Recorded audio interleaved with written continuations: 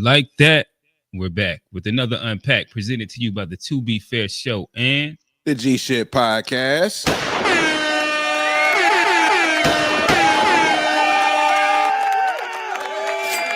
doesn't matter how you feel. All right, so we're back with another good one. Y'all see the title? You understand what we're going to get into? Bring up the kind of conversation of I don't know how cultural influence, political influence. Right now, is Black America losing relevance? Is it losing power on the big stage? This then brings up some of those conversations about soft power. Is immigration impacting us? Is stagnation impacting us? Is voter empathy impacting us? A lot of things to unpack today, but of course, before we do that, we have a fire panel. Guys, I'm gonna allow y'all to introduce yourselves. To my right, our guy G. What's going on, brother? What's good, everybody? It's G, host of the G Shit Podcast, where we focus on family, friends, finances, freedom, and our future, and fuck everything else. Check it out wherever you get your pods. Just search GSHPOD. Hi. All right. And beside him, 1/3 of the To Be Fair Show, the host of the To Be Fair Show, Johnny P. Talk to him. What's going on, fellas? What's going on? Glad to be back. Got another good one lined up for him before we get started. Tell everybody tap into the chat, hit like, subscribe, and we got another good conversation. I'm ready for it. All right. So what would be the To Be Fair Show without a couple icebreakers? And I guess a good space to start it off would be the talk of the 35 and ups this week, or I guess since maybe Friday or so. They've been going for a while. We didn't heard Pusha T, but the Clips as a collective has came back. What is y'all initial thoughts on the album? Was it worth the wait? Was it what you wanted it to be? Was it a miss? I don't know. What's y'all thoughts, fellas? That's a win for hip hop, and for the OG too. So niggas ain't done yet, so we still got something to say.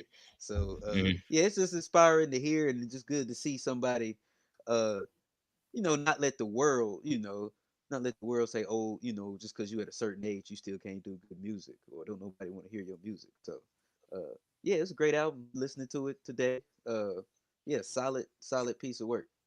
What you give it out of 10, Johnny? I think I gave Kevin Samuel's scale. I gave it a 9.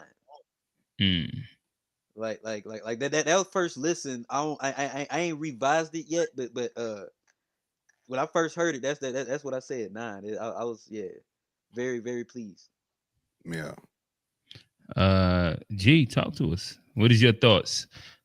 Let God sort them out. Let God sort them out. Clips, new album. I know that you said that you was doing the thing where you was like not listening to nothing until. Yeah, I wanted to hear the full work. Okay. Wanted to hear that project, but I had high expectations. I ain't gonna lie, because they killed the rollout, they killed the merch, the previews of the music. Pharrell was back on his game clearly, so I was like, okay, this is sounding like some shit, but it delivered. I ain't gonna deny it delivered. It delivered. Very, very happy with the project. I know where you was going with that. I had super high expectations. I ain't gonna lie. I was expecting an instant classic. I was like, these niggas been cooking up for 2 years. They just together in the lab, like, and it might age to a classic, but I don't know if it's got that instant classic. I'll say, I feel like the first 60% of it was better than the last 40%. In my opinion, that's interesting. Yeah, I feel like the front half, the strongest records is on the back half. It came on strong that last third. Like they've gotten better. They've gotten better. They've gotten better. But I give it an 8.5 overall. I'm being a stickler. But 8.5 right now. But it gets better each week. So, or it's not even been out a full week, but it gets better over time. Like each listen. 8.5. But I think the first half is better to me than the second half. Yeah. Okay. I guess I would say, if I'm giving it like I'm trying to find the track listing while I talk about it. Yeah, if I'm giving it a Kevin Samuel scale. Can't go 7. I'll probably go 8. Yeah, I'll probably go 8. There's some standout records on it. With more listens, I'll probably bump it up even higher. Yeah, just percentages off the rip. I think that you got to go, a check on Chains and Whips. You got to go a check on Ace Trumpets. You got to go a check The on intro. The intro was crazy. Yeah, the intro, yeah. The intro was crazy. You got to go a check on what's the one with Stove, FICO, Inglorious Bastards. There was one of them that was mid that I ain't like the production on. You ain't like that beat switch on POV when Malice was in the Pusha. It's the joint with Tyler, Tyler the Creator, but Malice started off. Finish it. Did Pusha finish it?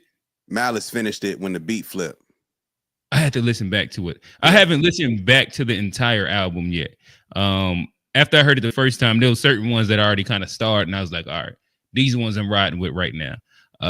But yeah, with that said, I think that it was good. It was what we as old head niggas was looking for from a Clips album. They didn't try and venture too far out. They didn't try and go hyper experimental outside of what the natural Pharrell bag is in general. And yeah, I liked it. I ain't really got too much to complain about. Yeah, I agree. Steve, what Steve say? He said you take them few for auto tunes and it's hey, listen. Yeah, it was one of the hooks that I really didn't like that Pharrell did. But Pharrell might have been like it was the Pharrell and Clips record, I think. But they got a couple on the back end. I did like the hook on it, not the hook, the verses. And so like I said, it was like one or two of the records that was like that. But to Steve's point, listen, Stove God is one of my favorites. From the hooks, he always gonna kill a hook. The verses, he go crazy. He is their predecessor when it comes down to the coke rap. It's not another nigga that's doing drug raps like the Clips and Stove God. Yeah, I don't even listen to Stove God. I'm gonna have to check him out.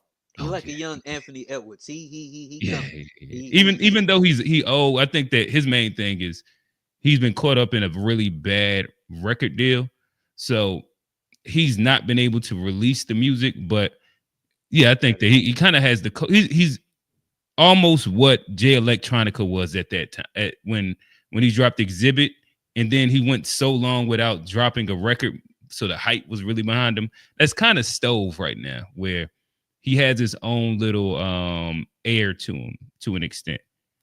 Hey, let me ask y'all this. Let me ask you this just real quick, I kind of noticed it on the album. But you think this is like Pharrell agent? Like, is Pharrell falling off? Because I feel like that's like the only. Do you think that the production was horrible or something? What do you mean? I mean, I feel like there's a few misses, like as far as beat selection and stuff. Yeah, on production. I had to listen back. I ain't hear no beats that the beats was not the problem. Not to me. Like I like there's a couple hooks and like just a couple. Well, yeah, there's some hooks there. Yeah, we talking. I think it was only one beat that I didn't like. It was towards the end. It was the one that Johnny said the kids was gonna love, and I was like, they're not gonna like this one. But that might have been the only beat that I didn't like. I actually fuck with the production, heavy, very simple production, but like gave them the space platform to do what they do as lyricists. So it was like the perfect blend, like because Pharrell can get a little too cute sometimes with the sounds. You know what I'm saying? Like this it did sound like Pharrell, but at the same time, it sounded like something that we haven't heard from Pharrell in a minute, like the tones, the energy. But it's that they've been working together so long, man. Like it was evident in the final project that this is like, it was just a nice pot of gumbo with those three cooking up, man. They definitely put on. But you saw how niggas stepped on their shit. We're talking about Travis and Bieber, and I think Travis and Bieber dropped. Well, but did Bieber? Bieber didn't really have like a reason to step on it. It was just like his role. Hey, Bieber a Drake dude, or am I off on that? I'm saying, but I don't know a Drake Bieber connection. Bieber ain't stepping on Pusha T like and Clips, because like that's a different demographic. Like I don't think the niggas. Yeah, I kind of agree. Like listen to the Clips. Travis was definitely intentional. No, with Yeah, their now Travis, rollout, yeah. they wanted to go number one, and Travis dropping essentially just squashed them having a number one record. Now you put in all this work, all this rollout, merch, and everything. Granted, their product is top notch. It's gonna impact the culture. It's gonna get the credit it deserves, but it's not gonna be able to say You don't think Clips it'll had a be? number one album unless Oh, they do something week two. oh, okay. I see what you're saying. In that, like that is fucked up because they did have a Yeah. hell of a rollout for it not to go number one. Yeah, And I don't know if they and that looked at Travis themselves as album like, wasn't even nothing. Like I didn't listen to it. I had to skim through. I was like, this is not even something that's like didn't even sound like. I don't think that they was judging their album success off of if it went number one. Personally, like I'm sure they weren't, but in all the interviews, they kind of like spoke around the fact that the numbers will do whatever they do, but it's more so like creating the moment for the culture. I get it, but the you moment want comes that with one. number one. You and want I that know, one. of course, like the I think rollout everybody is like- would love a number one, You but want that one. like, I don't think that like I'll put it like this: like there was a time where in rap, especially like the rise of academics, if you didn't sell over 200K and if you didn't go number one, the album was a flop, and like it was looked down upon the artists. I think the Clips are so much of a legacy act, and like they've made sure that they made it to where like they're not putting, like they didn't try and have a radio single. They didn't try all the tricks and gimmicks that would push the numbers. They didn't make this big appeal. They didn't try and release the Kendrick record early to get the streams in advance. Like there's a lot of tricks they could have done if they were actually attempting to go number one that I didn't see them do, to where it doesn't feel like that was like that. Like, of course, everybody would love it, but I don't think it really mattered inside the grand scheme of the things to them. I think the critical acclaim would mean a lot more. I could see that. But it's just the rollout. Like and when I see like because It's a masterclass. like we can't hear you, G. But They put a lot into it. Oh, no. and I feel like if you put that much into the rollout, there's a certain expectation because you don't see people go and do it like that. I think because it's refreshing to see. He doing magazine. They did Tiny Desk. They reintroduced themselves as a group, like in Yeah, a very creative, dope way. You know what I'm saying? That's So work. Like that's work. Yeah. That's not like because it ain't like Travis rolled out of bed and hit enter. He hit the button, but they went and probably put weeks and weeks into it. And so I think that number one is something that's expected. Or should I think I don't know. Like I don't know Clips to ever have, like Pusha T to ever have been a number one artist. Clips to ever have been like I'm a not number saying one ever, group. but with a rollout like this, I'm saying master class. I think that's the. I mean, they just did what a classic rollout would be. They went like they did the thing. Like again, like I just think that it was more so a master class of like hip hop culture. And if they made it number one, it was cool. But they didn't come out like 50 will make sure that niggas he knew like I'm going for number one. Like there's a bunch of artists that will come out and make this statement, I'm going for number one, and that they're hinging the thing on. To me, I think that like I said, I think that the cultural moment, the cultural impact, and then the critical acclaim was heavier than like the need for number one. But obviously, like I said, the number one would have been amazing, would have been nice. And then they didn't have the label backing. I guess that would be the other thing. Like they don't have the push.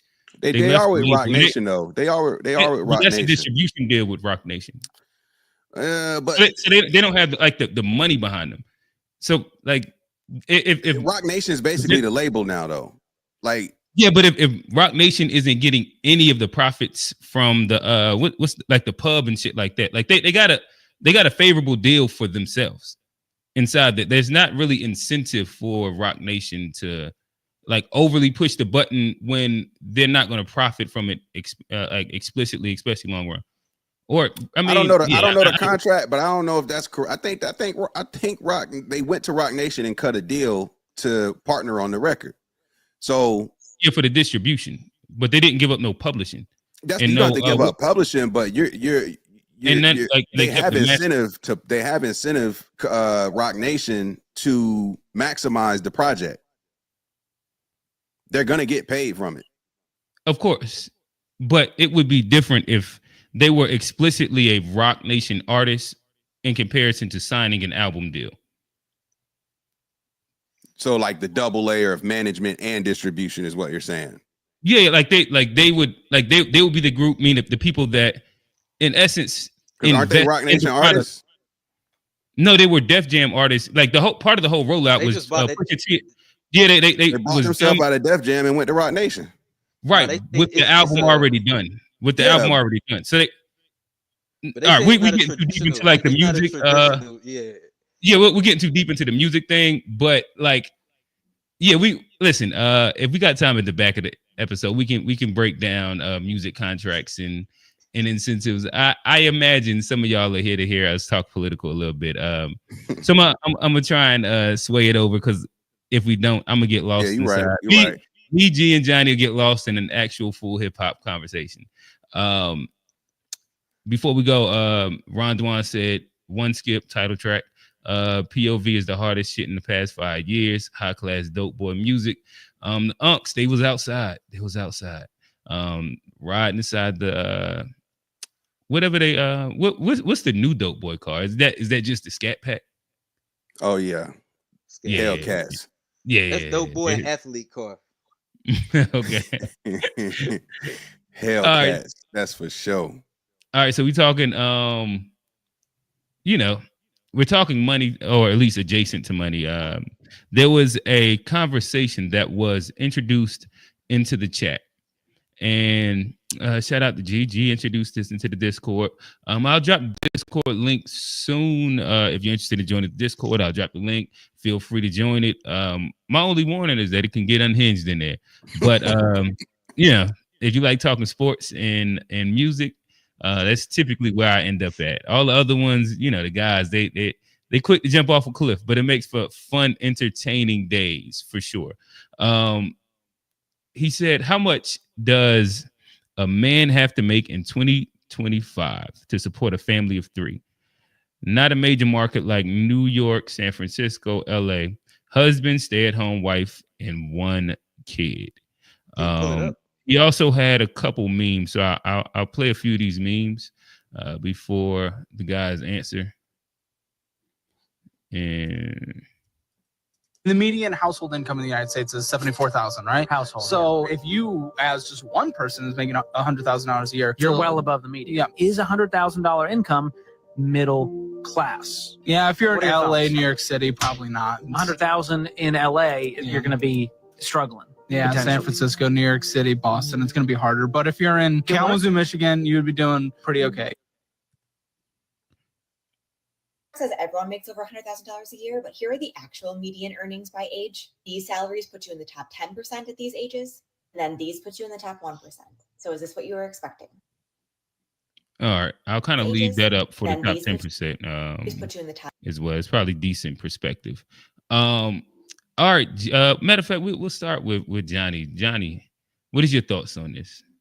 And what were the guidelines again? You said they three kids in New York. He said, how much money does it? Oh yeah. He said a family of 3. He said, how much money does a man have to make in 2025 to support a family of 3? Not a major market like New York, San Francisco, LA. It's the husband, stay-at-home wife, and 1 child. And how much do you need to make? Mm-hmm. 1 income for all to hold it down as the husband. That's what I'm thinking. I mean, it depends on your lifestyle and where you at. I mean, you could. So no major markets. Let's just put it between Charlotte and Raleigh. I mean, you could do it with 100K for sure. Like, you can do it way less than 100K. Yeah, that's what I'm saying. Yeah, you can. Let's frame it like, what's the least you would need to be successful? Like, or feel, what's the least a man would need to live a quality life with stay-at-home mom and 1 child? Johnny, you prepared it, or I can answer it? I'd probably say 60 to 70. Now, you probably need about that much to pay rent, pay all the bills, and still be able to. I mean, yeah, you probably need at least 60 is the lowest, probably. You probably 60 the lowest, 80, probably 80 to be comfortable.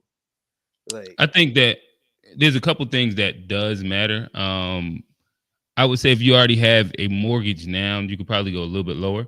And maybe if like you're willing to rent, like depending on where you're willing to stay, like if you have to be inside one of these really decent little with apartments and shit like that, it's going to matter.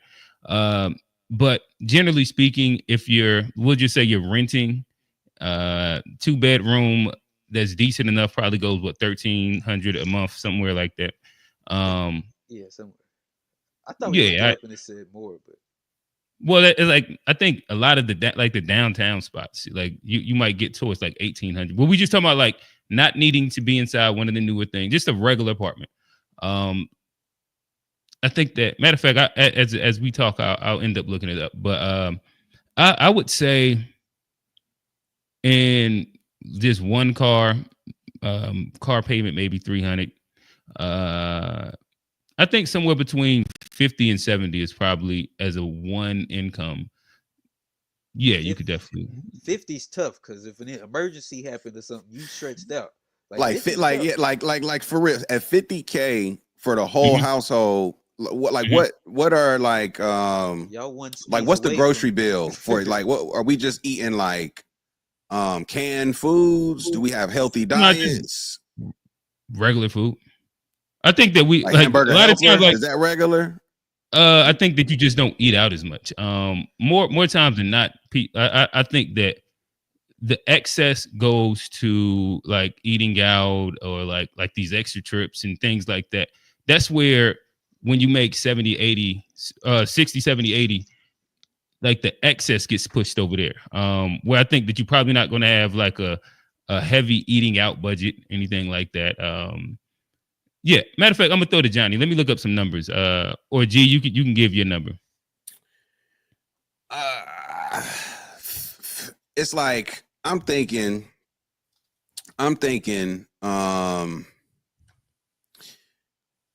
When I say, so I'm thinking comfortably, right? So I feel like if you wanted to, so if I speak to it to like levels, I think if it's just bare bones, meaning I have to use all of my resources and I don't have money to like put in retirement, I don't really have money to save, create like an emergency fund. I'm literally like check to check, and if I miss a day on that check, it could be bad news type of deal, right? Like I feel like if you are in the triangle, for example, and you're adding like way more variables to it than your initial. Because I'm saying, well, what's the minimum to get by? Because I think about realistically, if you're making that much money, like if you're not gonna be able to save anything. So it's like, is that the scenario that like right? But you see how like saying like being able to put up and save and is different than the minimum to get by. Yeah, so that's why I'm saying I think it's some different things to consider, because I said lift it to minimum to get by. For some people to get by, they need savings. They would say, I need my savings as a part of my resources. Some people think like that. Some people will just look at their check like savings isn't a part of the line item budget and it's not mandatory.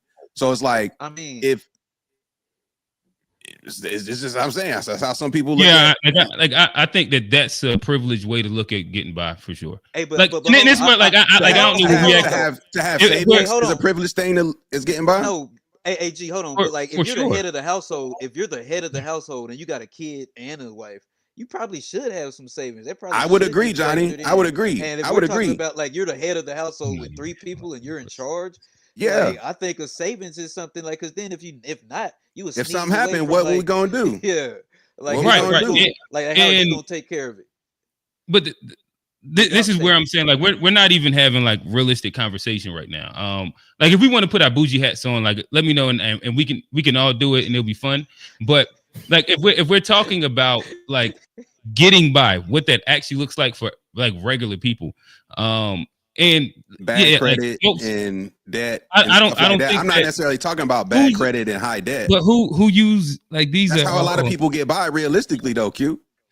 All right. Like I said, I don't know where we're having this conversation at.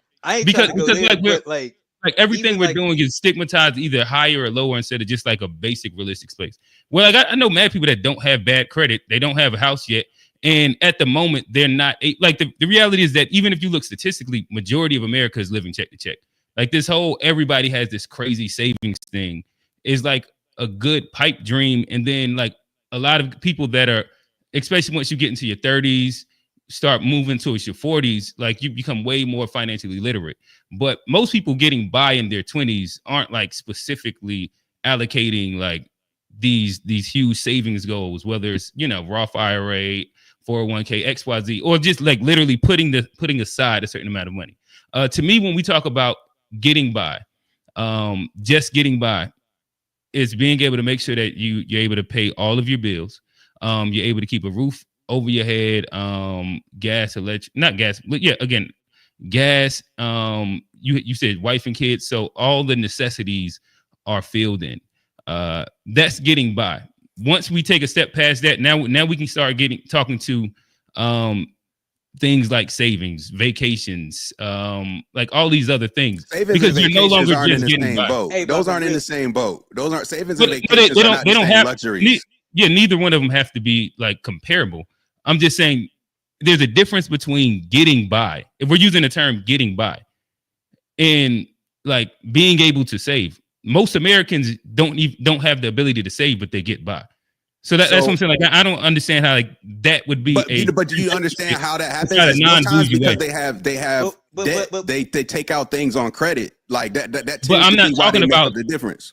But I'm saying, but most But I'm not Americans telling aren't in anybody- a traditional relationship like this. If you're the man taking care of stuff, I imagine you would want to have some savings. Like if your wife's not working, and like, Everybody would want to. I don't know anybody that wouldn't want to have savings. saying, I don't like- understand what that statement like I'm means. saying, but like normally if like you Most only making people living 50K, like sole your wife providers would don't be- make enough money to keep savings. but I'm saying, but your Like, I don't wife see- could, like, if we're talking about 50K and trying to take care of a wife and a kid, Mhm. why couldn't she just go work instead of like? me All right, but trying to now do you're everything? turning the But, situation. like, We like but if you're gonna make that, you should probably have savings to where you can take care of things. Like that's all I'm saying. Like there has to be some kind of nest egg. okay.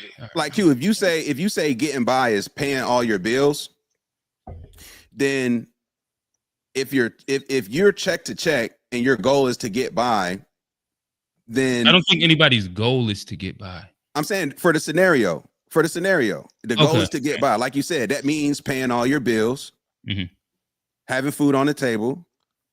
And so what I'm saying is if paying all your bills and having food on the table is a qualifier for what we mean by getting by, how can you confidently do that with a wife and kid at home if you don't have any type of savings? I'm just curious. Like, or that means to me you would have to be using credit, going into debt. Do you disagree? I completely, because the setup means that you don't have to go into debt or take out credit. If we're talking about the minimum to where you pay all your bills and are able to pay all your bills, and you don't need any credit. If we're talking about the minimal to get by, that, in my opinion, would mean that we're talking about all your bills being able to be paid. That's what getting by means to me. So like I don't see where like the need for credit outside of if you want to live past your means at that moment. Because to get by, because all right, if you're check to check and something happens and you miss a check, you got to get that bread because the bills don't stop. Is that fair? Say it again. If you're check to check Mhm. and you miss a check or a check is lower, Mhm. the bills don't change because of your circumstances. So Right. so you're gonna have to make that up somehow. You're Right. gonna have to have the ability to make it up. Or something, or people just gonna go hungry or without, right? But in theory, if we're using every check and just getting by, I can't afford to like lose some of this. So how would I then make that up? Like aside from just what, starving, sacrificing, just like that's what I'm saying. Like is that getting by then if I'm missing meals? Like are we just eating like every other day? Yeah, like, I don't think that getting by would be like missing meals. I would imagine inside like proper budget allocation that there will be things that if money is tighter that you would be able to shrink and be a little bit more conservative with. I think that a lot of people, whether if you're just planning out a family budget, typically speaking anyway, I know like with the way that I plan out a budget, like we have like money that's put aside for like eating out, money that's just purely for groceries, money that's for like date night and shit like that. If money was to hypothetically get tight, there's certain things that you can squeeze, in which now this month you might not be doing this auxiliary thing, but like everything that's a necessity still gets done. To me, like that's typically what like proper budgeting would mean. And of course, if you're getting by, that means that maybe your eat out budget is way different. Maybe like your grocery budget is way different. Again, before we get we ain't even got to like introduce the idea of like government assistance or anything, but yeah, like I said, and you're saying in Charlotte you could do that off of 50. Let me look and see exactly. All right, so it looks like 50K per 50. All right, so I'm gonna say I'm just asking. No, I'm gonna say yes because of be close, real close. No, but the thing is like and this is where, like I said, I think that sometimes we have like conversations from like more of an elitist perspective where there's so many people in Charlotte whose household income is barely scraping like 60K between two people working jobs, and they're making this shit happen. There's plenty of people explicitly in Charlotte that are getting by with more than 2 kids making 50 and under, and that's where like I don't really understand. They get assistance though. Do you know if they get assistance? I should ask. Because a lot of people that get by do receive assistance, and there's a lot of people that don't. If generally speaking, if you're making 50K, 60K, you're not getting government assistance. It's all based off of taxable income. We can do a lookup. But right now, so according to what Google says, 50K per month after taxes should be roughly around 3,800. I think that you can easily live in Charlotte for 3,800 a month. 1,300 for what is it? 1,300 for rent. You round up your utilities for like another 500. That puts you at what? Was that 13 plus 5 is 1,800. Add 300 on a car bill or something like that. Or really, you're not gonna like if you're at that space, you're probably just driving like a regular car without a payment. And matter of fact, we'll put the car payment in there. The average car payment nowadays is about $600. Just based. I just got a car last May, and my car payment's about 300. I mean, the average. I mean, the average is definitely higher than 3. The average is definitely higher than 3. But I also imagine like you definitely have an older car, an older used car for sure in a situation. I got it. I'll say I have a. I'll take it back. That's for new cars. Brand new cars. But if you're getting by, you don't need a brand new car. Right. Yeah, and that was the point that I was about to say. But yes, and yeah, what does that put us at? 21. That's $1,700 left of food, groceries, and gas, and what other necessities that need to happen. Maybe you need to get some clothes, maybe you need to do XYZ. Like $1,700 per month after all bills paid is something that people can live on. That's a lot more than most people live on. I don't know. I mean, I could see that for like by myself, but with a kid. And then like what about diapers or like what about them? How much do you think diapers cost a month? If you just round let's just round it up. Like 100. But then I mean, all right, so now we're at 2,200. All right, what next, Johnny? I don't grocery. know. Let's say you spent $800 just purely on groceries.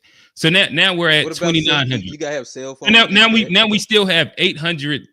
What is that? 900 left. You said car. You didn't say insurance. You gonna have to have. All right, so now let's add an extra 100 on that. So now we had $800 left. What about the light bill? We ain't put that one in there. We already said bill. And they have Wi-Fi. Can we get Wi-Fi on the budget? We can. Wi-Fi is what 60. Can we get that broadband? That's 60. So now we at 750. You're gonna have to have 3 lines, so that probably puts you at 100. Nah, we sharing that line. We might have to bring the house phone. We might have to bring the house phone back. Hey, but reality again, everything that y'all named, we had 7. If we had the phones, we had let's say it's 250, and so now we got 500 left. And that's and that's spending 800 on food as well. Yeah, ChatGPT LTO is much higher than what we're guessing. We're having just conversation. ChatGPT quoted this at upwards at close to 100 for a family of 3 to be comfortable. okay. Yeah, we looking at 50 and like that's not gonna be comfortable. I feel like 100 is more than enough. I feel like 100 is more than enough. Maybe. Oh yeah, and I guess like the word comfortable actually changes a lot inside the statement. In which I actually agree comfortable is the difference. Yeah, to get by. Yeah, I think that 100K starts to get inside closer to like comfortable. Yes. But yeah, to me, having $500 of whether you want to eat out, save, or do whatever a month is okay, in my opinion. And this is like that's the apartment at University. This ain't over on West Charlotte. Again, I don't think that that's the craziest shit ever.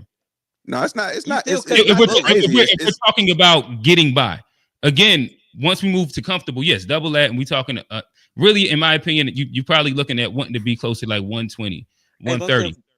Okay, I get it, but you one flat tire away from like 95. That's the average. That's the average person getting by, though. To be fair, you are one thing away. But I don't even think that's the average. I think I think that's the average American can't withstand a $500. That's what I'm saying. Like, what you call it? So like, go ahead. I guess this is my question. Like, I understand that as a single person. I'm out here by myself. You think that these are single people that this is mainly talking about? If I'm in a family and it's 2 of us and a kid, I expect that as a unit, we should be able to come up with something. And that's what I'm saying. I'm looking at it differently. But I understand if it's a single person. So like, if get by like that, but like if you're as a family, I didn't, Right. Yeah. Like I think that y'all are well, I'm saying y'all, but I'm speaking specifically to Johnny. That is an elitist way of looking at it. It's an elitist way of looking at it. Like most people aren't making over like 50, 60. Like if you go to regular neighborhoods, like the majority of like what Charlotte working class is, like these aren't people that are like all of your regular workers that you go and you run across daily. Not people that are living in the suburbs, not people that's living center city, that's making decent wages, not like our collection of friends that everybody's doing well for themselves, like the average person. I think that we're missing the mark when it comes down to it.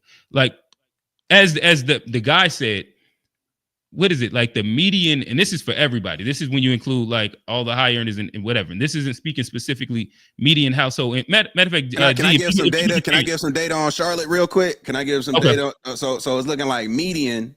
Mm-hmm. All right, it says 80% of people in Charlotte make between 26 and 126. The median is at about 52,000 a year. Household is person.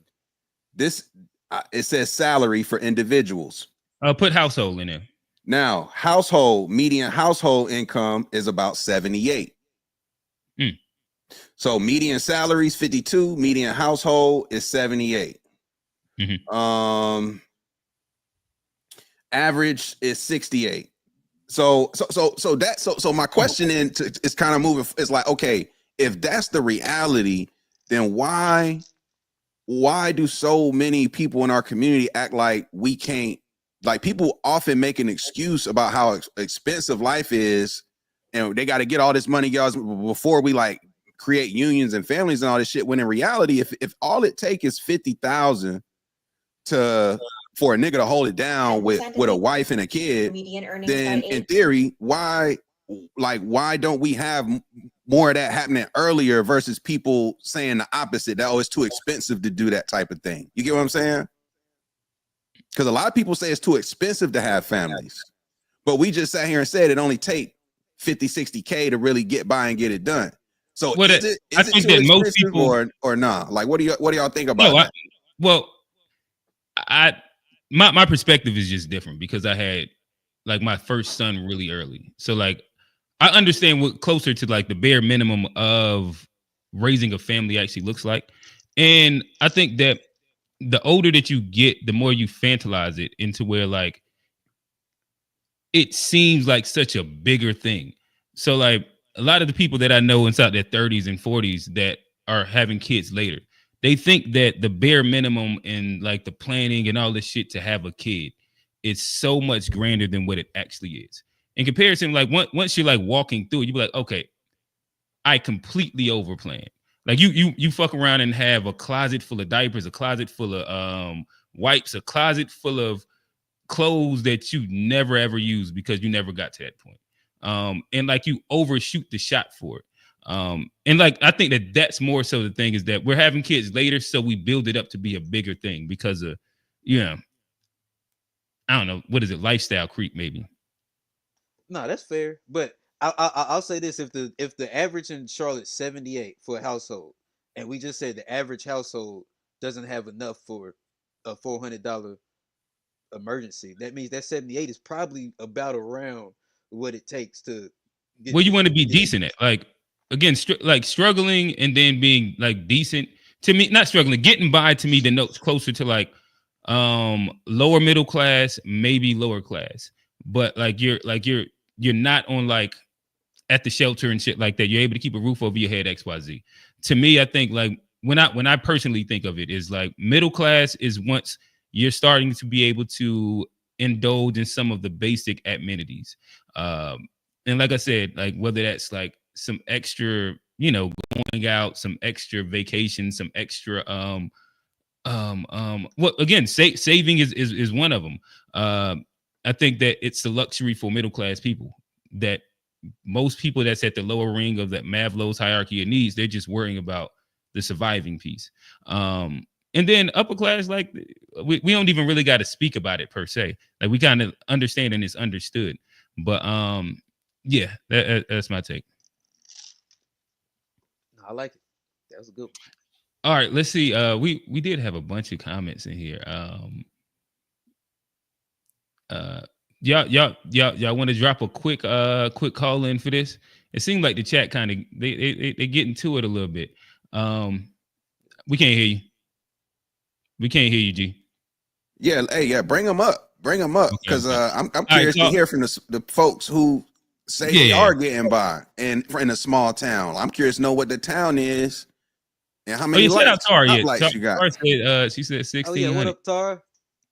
And then that's Tara stay like off the radar, right? Tara, ain't you like somewhere in like a random place in Texas, like no street lights, ranch style, like got your own land and shit? Like, ain't you out in the wilderness with it? I mean, look too, if you out one of these niggas that know how to hunt shit like that, you can get by for the, go get that FBA bush meat. You can get by. Go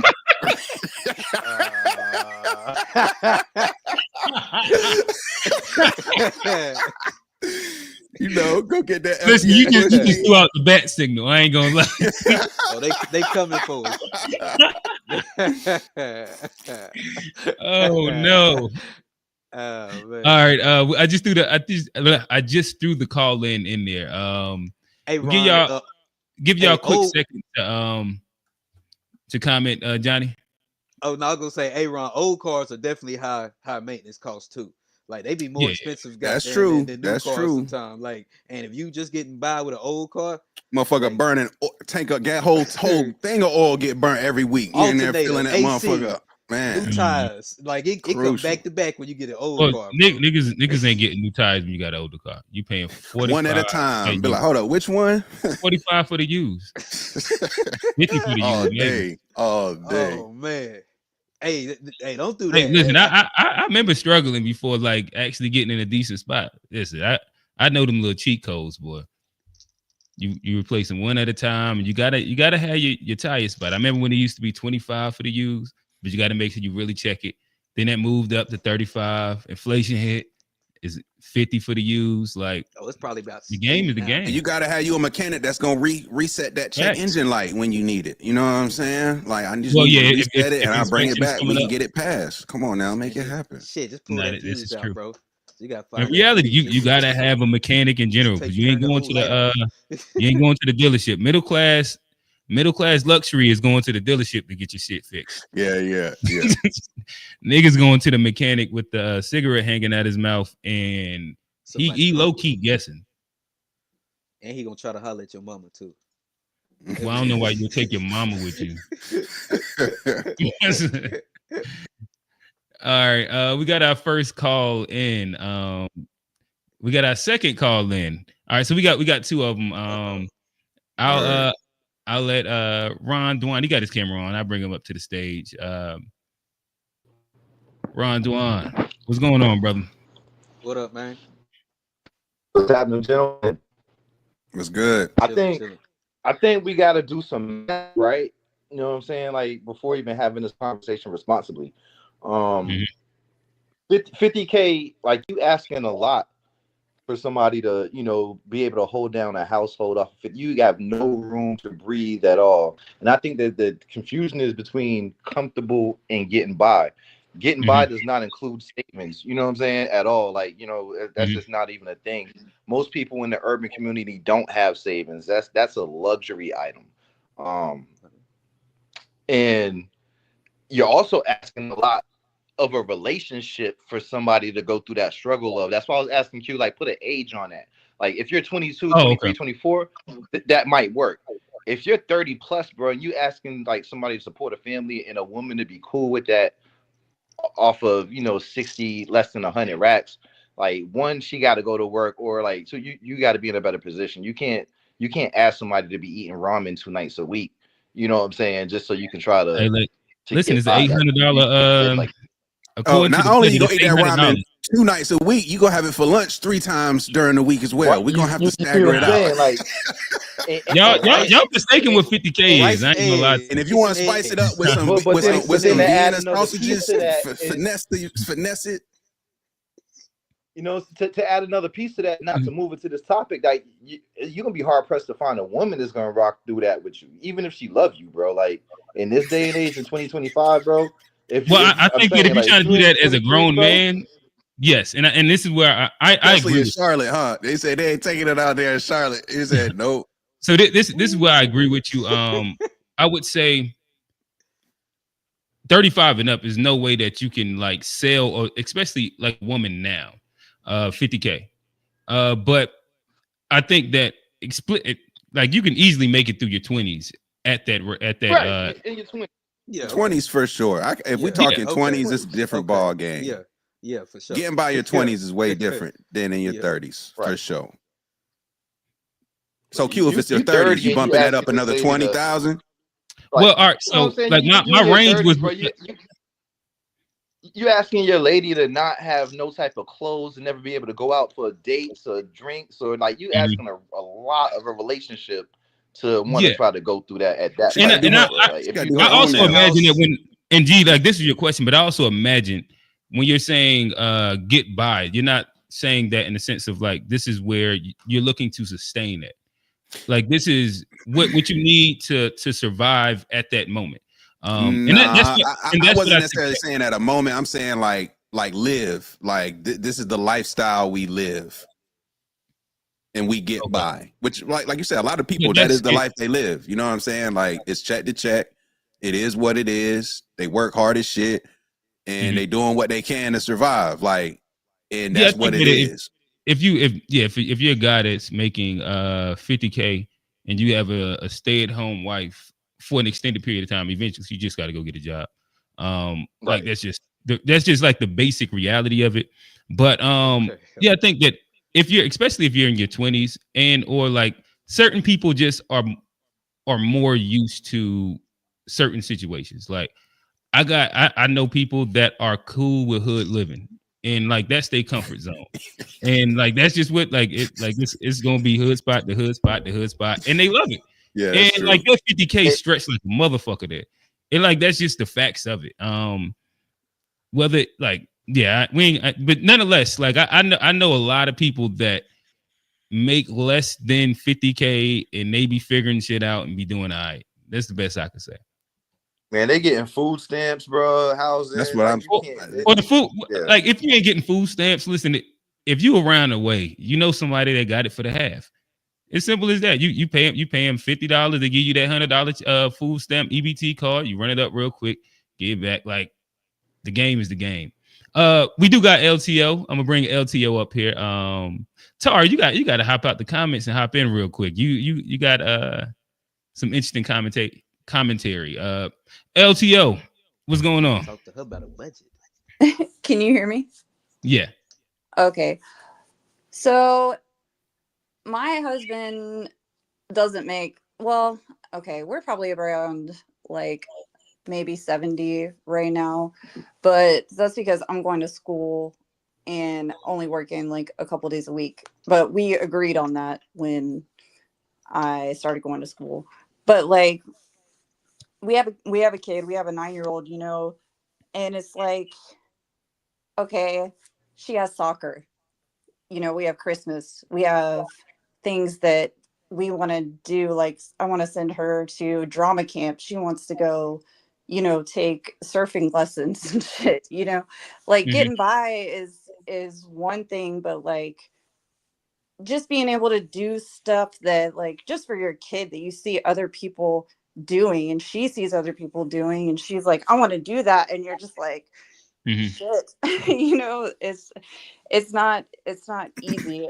We, like I said, we knew that it was gonna be like this, you Can you know, say but what state or metro yeah, area yeah. that you're in? I'll tell you, I'm in Fort Walton Beach, Florida. It's right outside of Pensacola. Okay. So it's I mean, I would say it's pretty expensive place to live, I guess. But I'll tell you, I moved here from Alabama, and the rent was half as much as it is here. Mhm. Everything costs less, but it was literally like half as much as here. So I really feel like it just depends on where you live. Mhm. And, you know, I'm just like, it's not easy with 70,000 with basically one person working, you know, Could you do it? luckily we do LT, it. Yeah, we have could to. But thank God my neighbor is like a certified mechanic, because my car Mm. was screwed up and he fixed it for me, and all I had to do was buy the parts. But if he didn't, like, my car was like leaking oil. You know, like it was going to be at least $1,000 at least to get it fixed in the shop. And I mean, I didn't know how I was going to do that, you know what I'm Mhm. saying? So I mean, and I'm not like trying to go against y'all or anything like that. I'm just telling you, coming from someone who is in that position right Mhm. now, you know what I mean? It's difficult. What number would make it comfortable for you?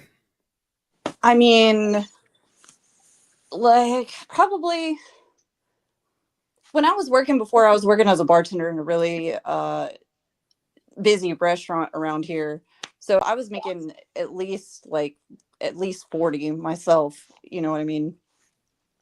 So that again would be good. 100,000, I mean, that would be okay. You know what I'm Mhm. saying? I mean, that would be enough for me to do the things that I want to do for my kid.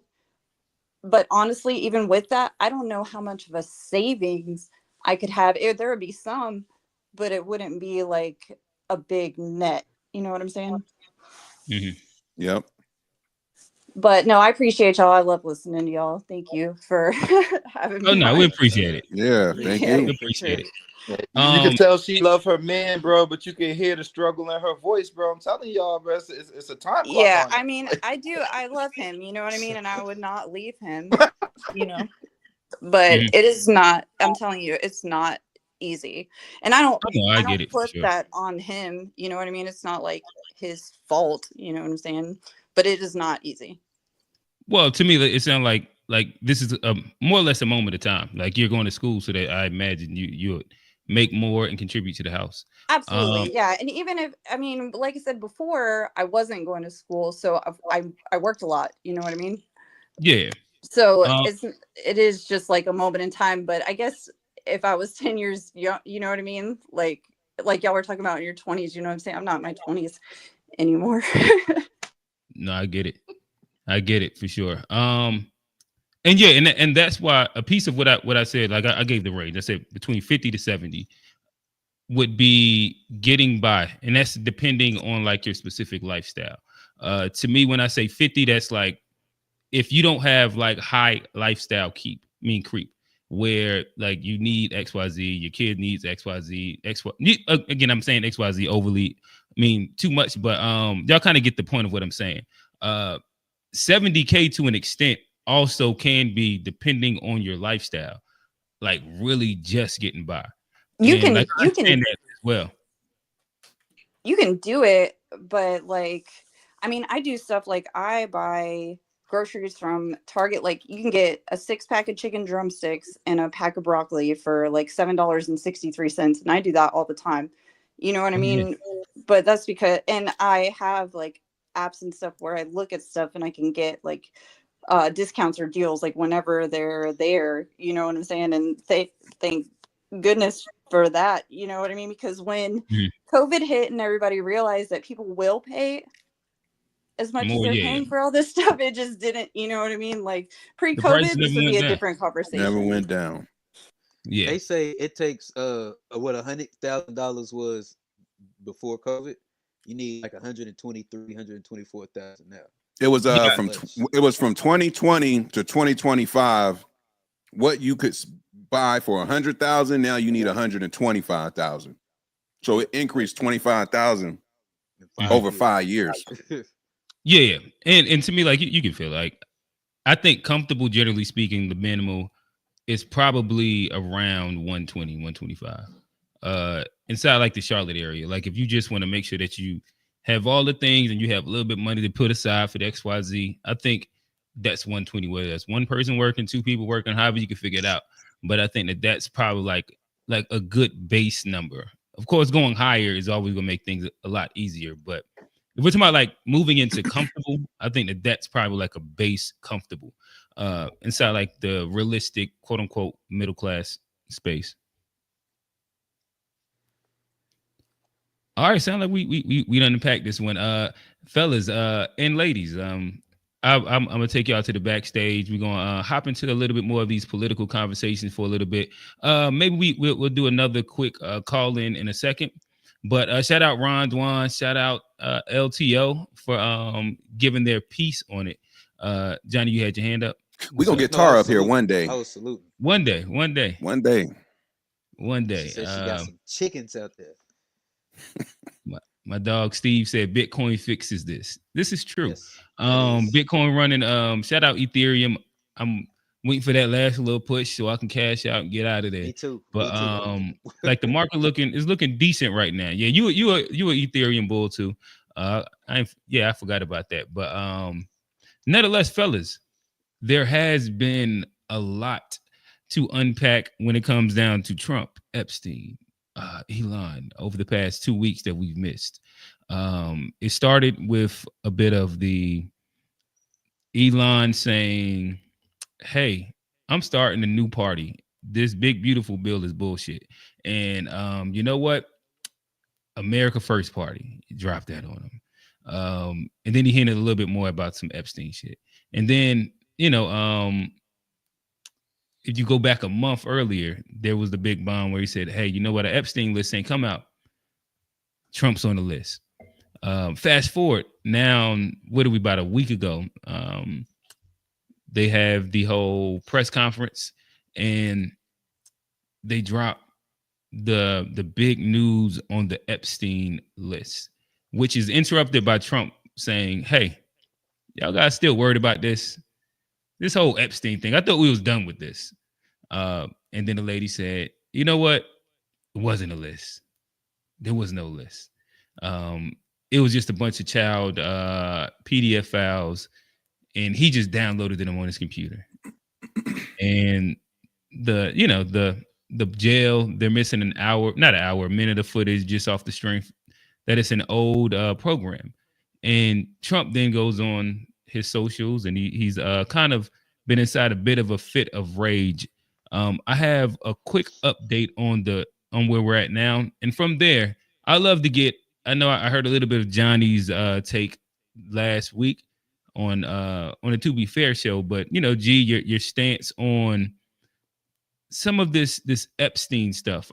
So I'll play Trump's latest his latest take, I guess you would say, on Epstein, the followers, if it exists, if it's a Democratic plant, if it's Obama's fault. It could be a bunch of things. So I'm gonna push play.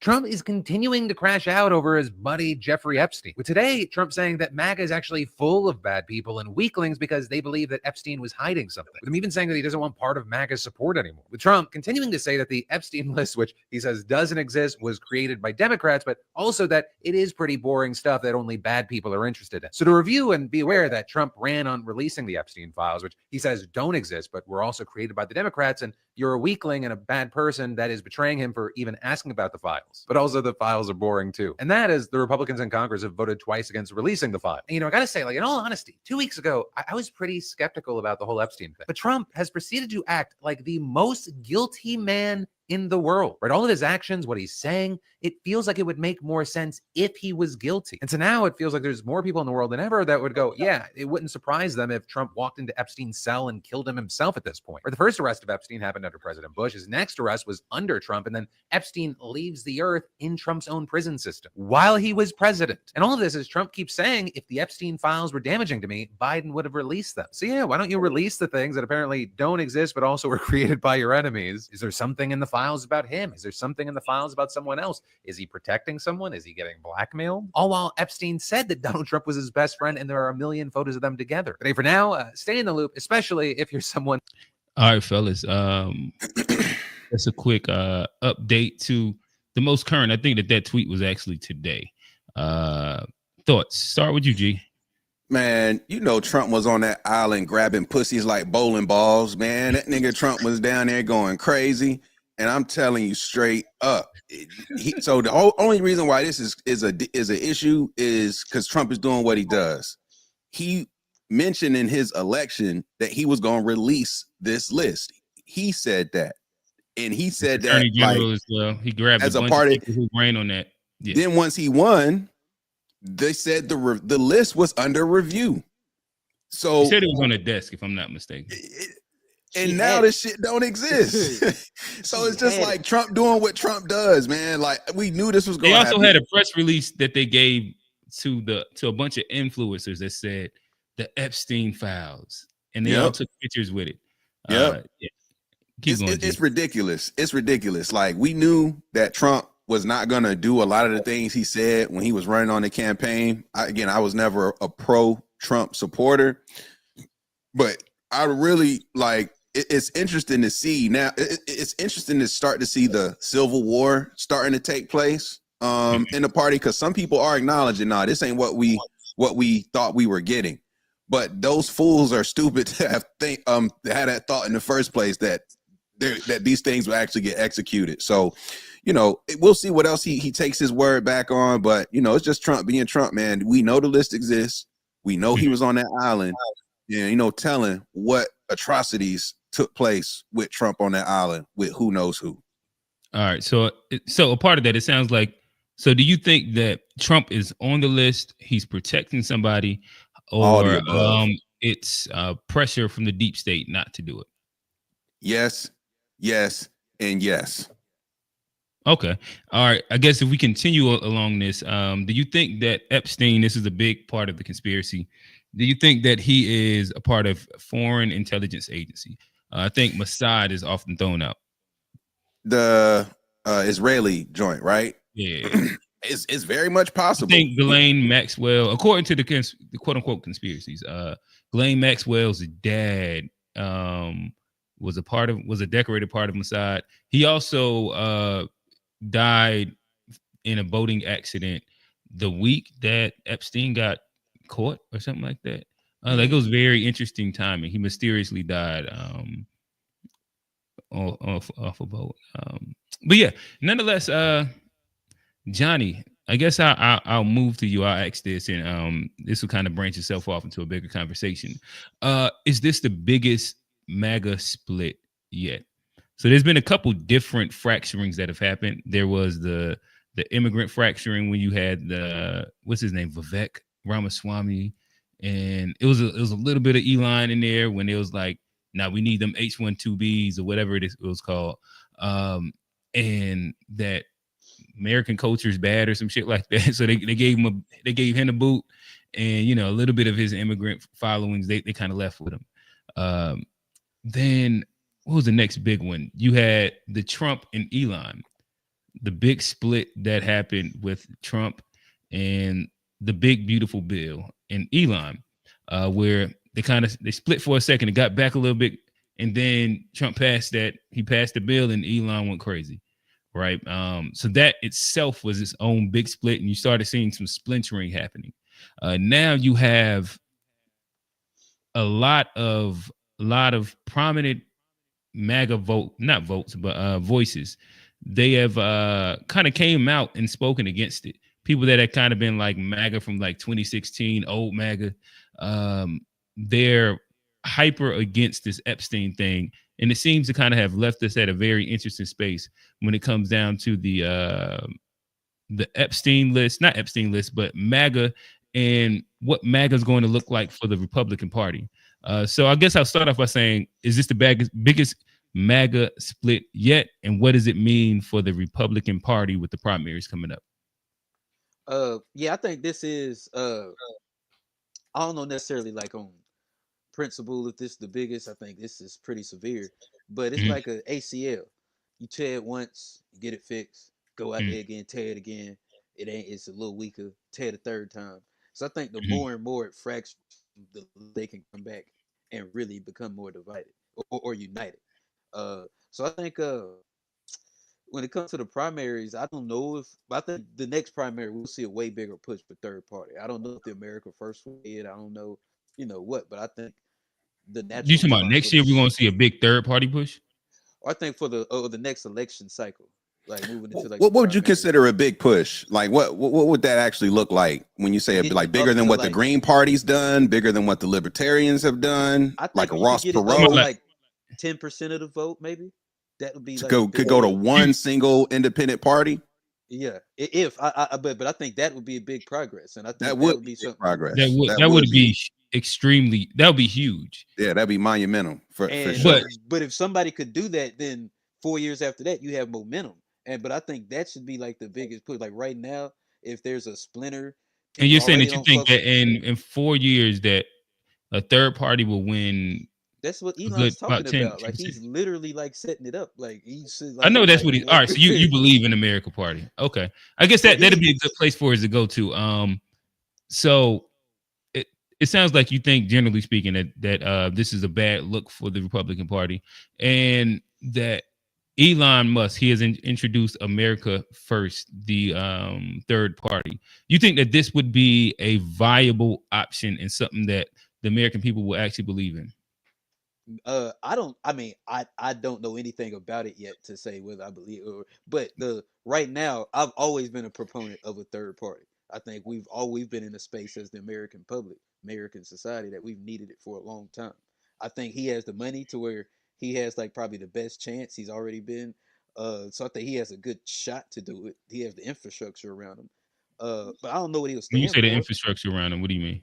He's like the richest man in the world. Like he got like the bag, and he's Oh, already. I think you're talking about like a political infrastructure. You just talking about being rich. Yeah, just being rich. Like, but he's right now he's been in government and been appointed, so I think he's starting to lure people away from Trump. I think he's being strategic about how he's going, but I don't know if he'll do it. But I'm saying right now he's on that. Well, he's talking about doing it. I guess if I was to throw my opinion, I think that would be I think America First, led and sponsored by Elon, is a crash and burn mission. I think that Elon is possibly one of the most like egotistical. It's so many crazy words to use that I don't even want to get like hyperbolic.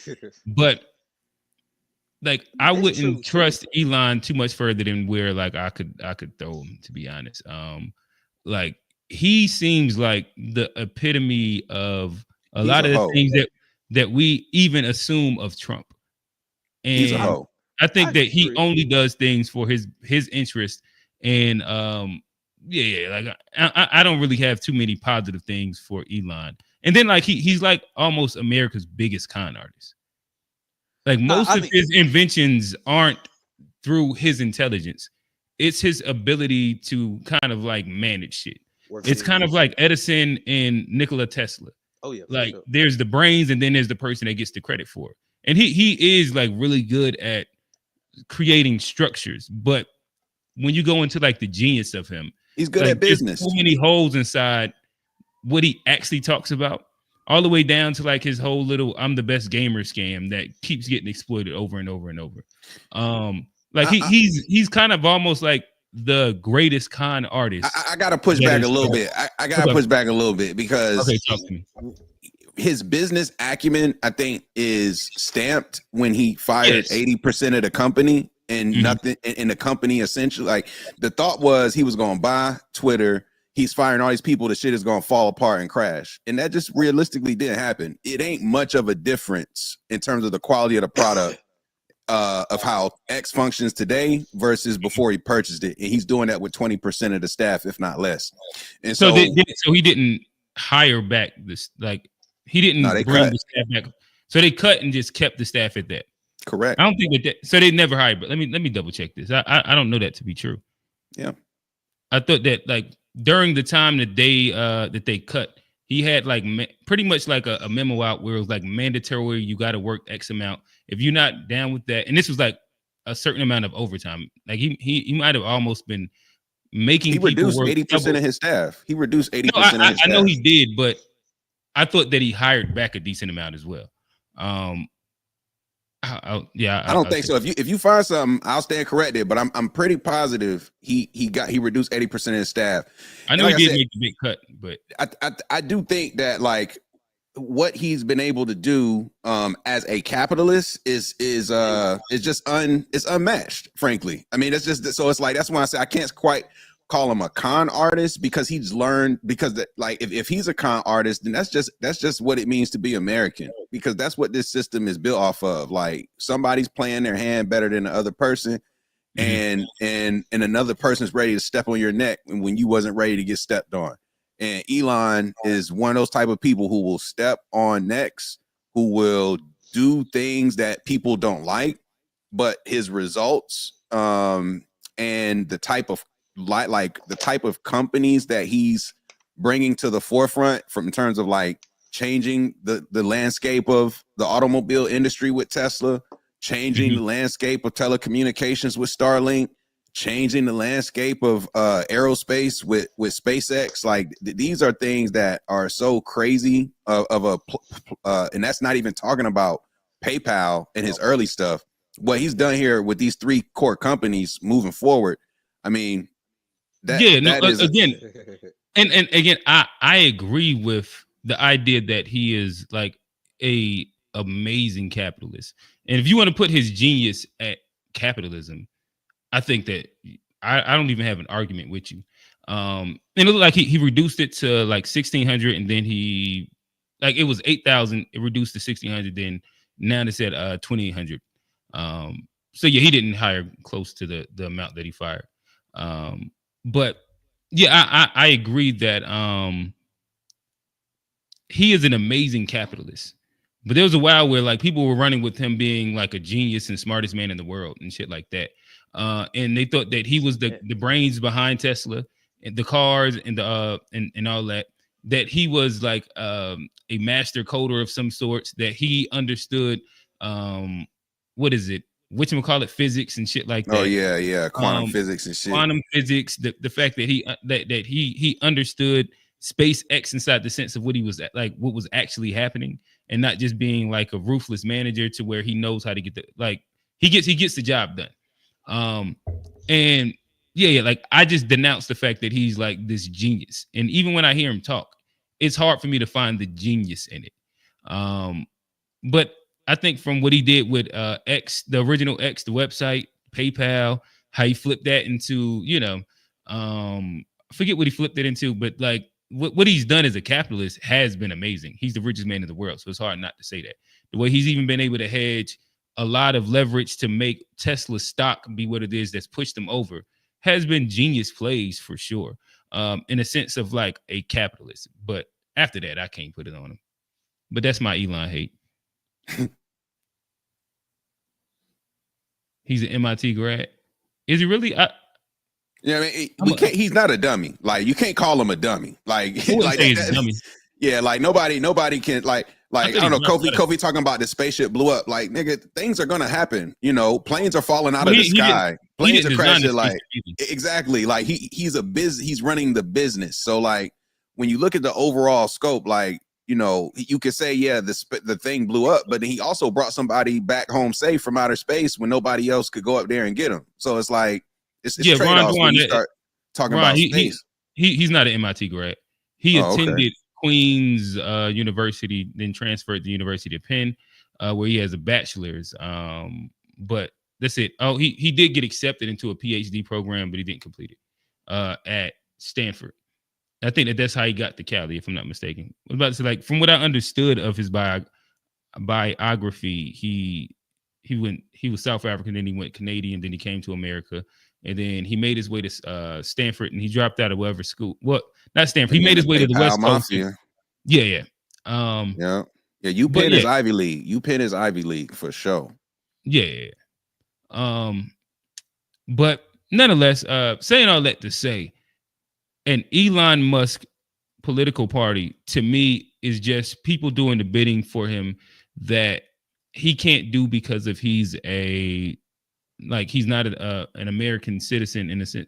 Whatever it is that makes you allowed to run for president, naturalized American citizen. Maybe that's the proper way to put it. But yeah, G, you vote in third party with Johnny next election, part of that 10%.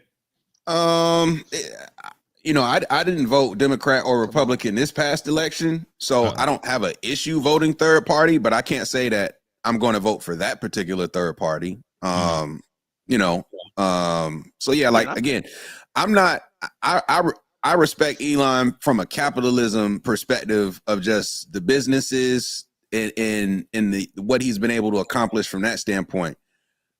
I'm not an Elon politics guy. Like, I'm not Elon. I'm not a fan of him the person. Like, yeah, I'm not with his antics, his opinions, like his social, like, I mean, I'm not a big fan of him personally, and I think he's very hypocritical. He's a hoe. He's a liar. He'll do anything. Like, that's why he's so successful as a capitalist. Remember I said I had a bunch of hyperbolic statements? G just running them down now. No, but he really is a hoe. Like, he'll sleep with anything, anybody. Like, if it's gonna get him if it's gonna get him what he's trying to get, like, he will do it, man. So, you know, and I wouldn't seek his leadership politically, and just because he created a party or was backing a party. Mm-hmm. And I wasn't trying to endorse the America First Party. I was just endorsing third parties in general, which I've been doing for a long time. Like I said, you got to see how it's gonna work. But yeah, I'm not the biggest Elon fan. Everything y'all said, I agree with, and so I have my doubts too. But a third party would be what we need in America. I think what we need for sure. Shout out Bit of Medicine. I think for sure a third party is what we need.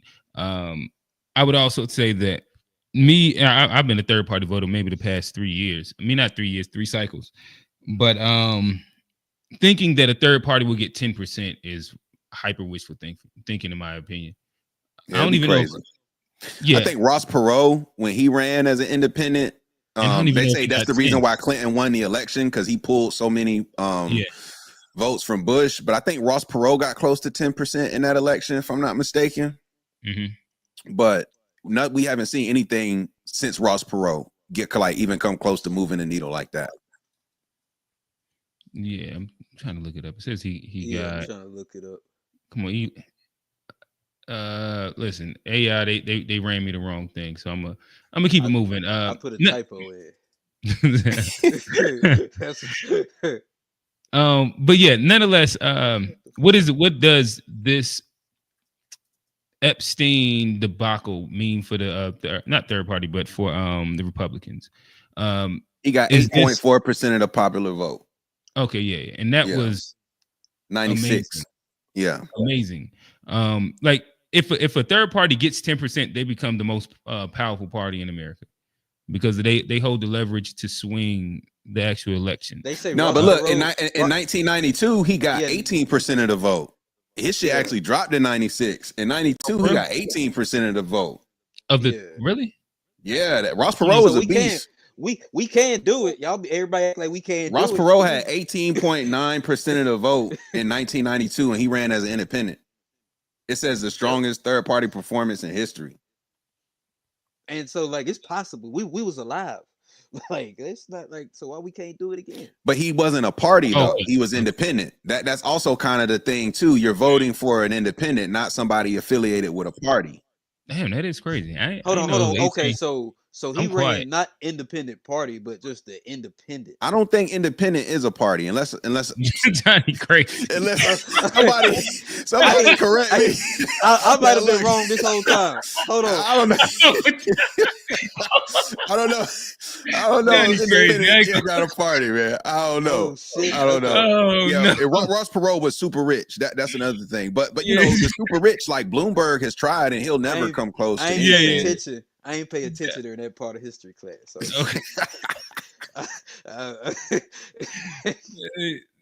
Johnny, you thought when he said as an independent that meant like as a Democrat or Republican. You a wild boy. No, I know. I thought it was like an independent. Like I thought he had like the party name was independent. Like the independent party. Yeah, I thought it was like a separate like party.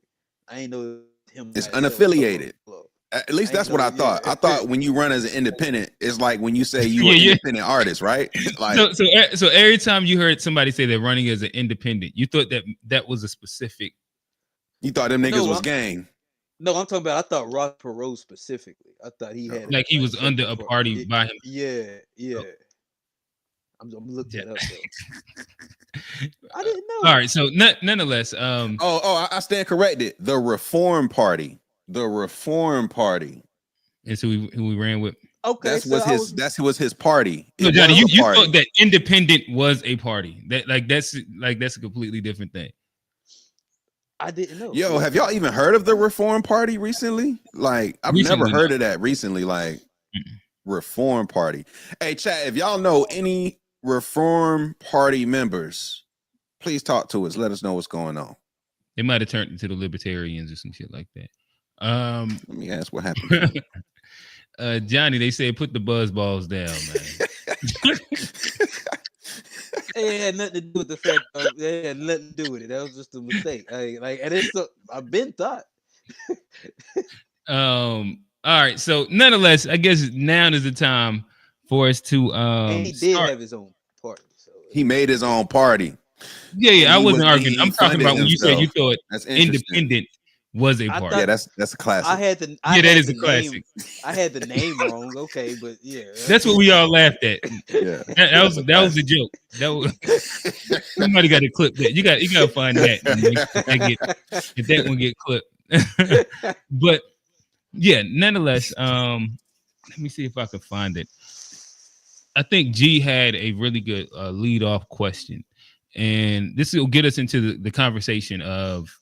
Are we as Black Americans, are we losing political power, cultural influence, devoting to couch work? Are we losing the ability to exercise our quote unquote soft power? So I'll start with this question. When was the last time Black America had political power and exercised it to our advantage? What would y'all say? The reason why I asked that question to lead off was because I'm just being honest. Civil rights is like the last thing I could think of where there was real political power being exercised at a high level by the community.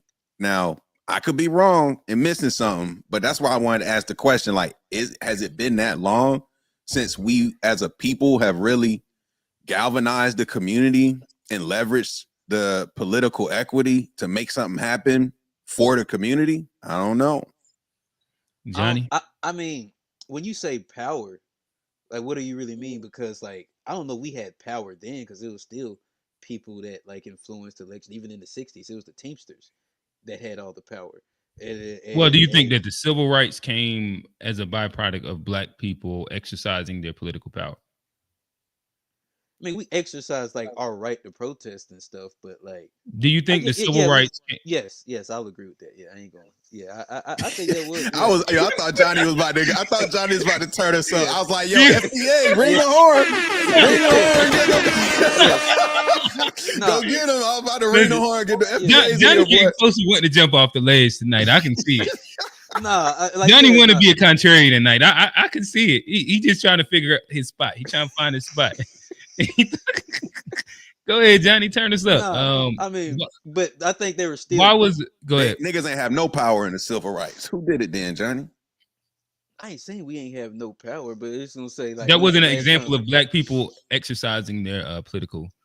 Yes, that was an example. Yes. Okay. Would you say that there's been something since then? I can't think of anything right off top. No, I can't think. But what I was, my point when I was making when I say political power is like we weren't in office back then. Like it wasn't people in the office that were making the change. Like we were like protesting that we were stuff out there, but like we didn't make the change. They did the change. We put pressure on them to make the change, but they actually made the change. I think if you go back, well, that's wouldn't that be wouldn't that be exercising your political power? Like you don't have to like literally be in office to exercise your political power. And that's what I was asking. I imagine that's what like, people say about like APAC and shit like that. And I imagine like so if you're talking about that was the last time. But the last time we were actually in office and creating, I'd go back to Reconstruction.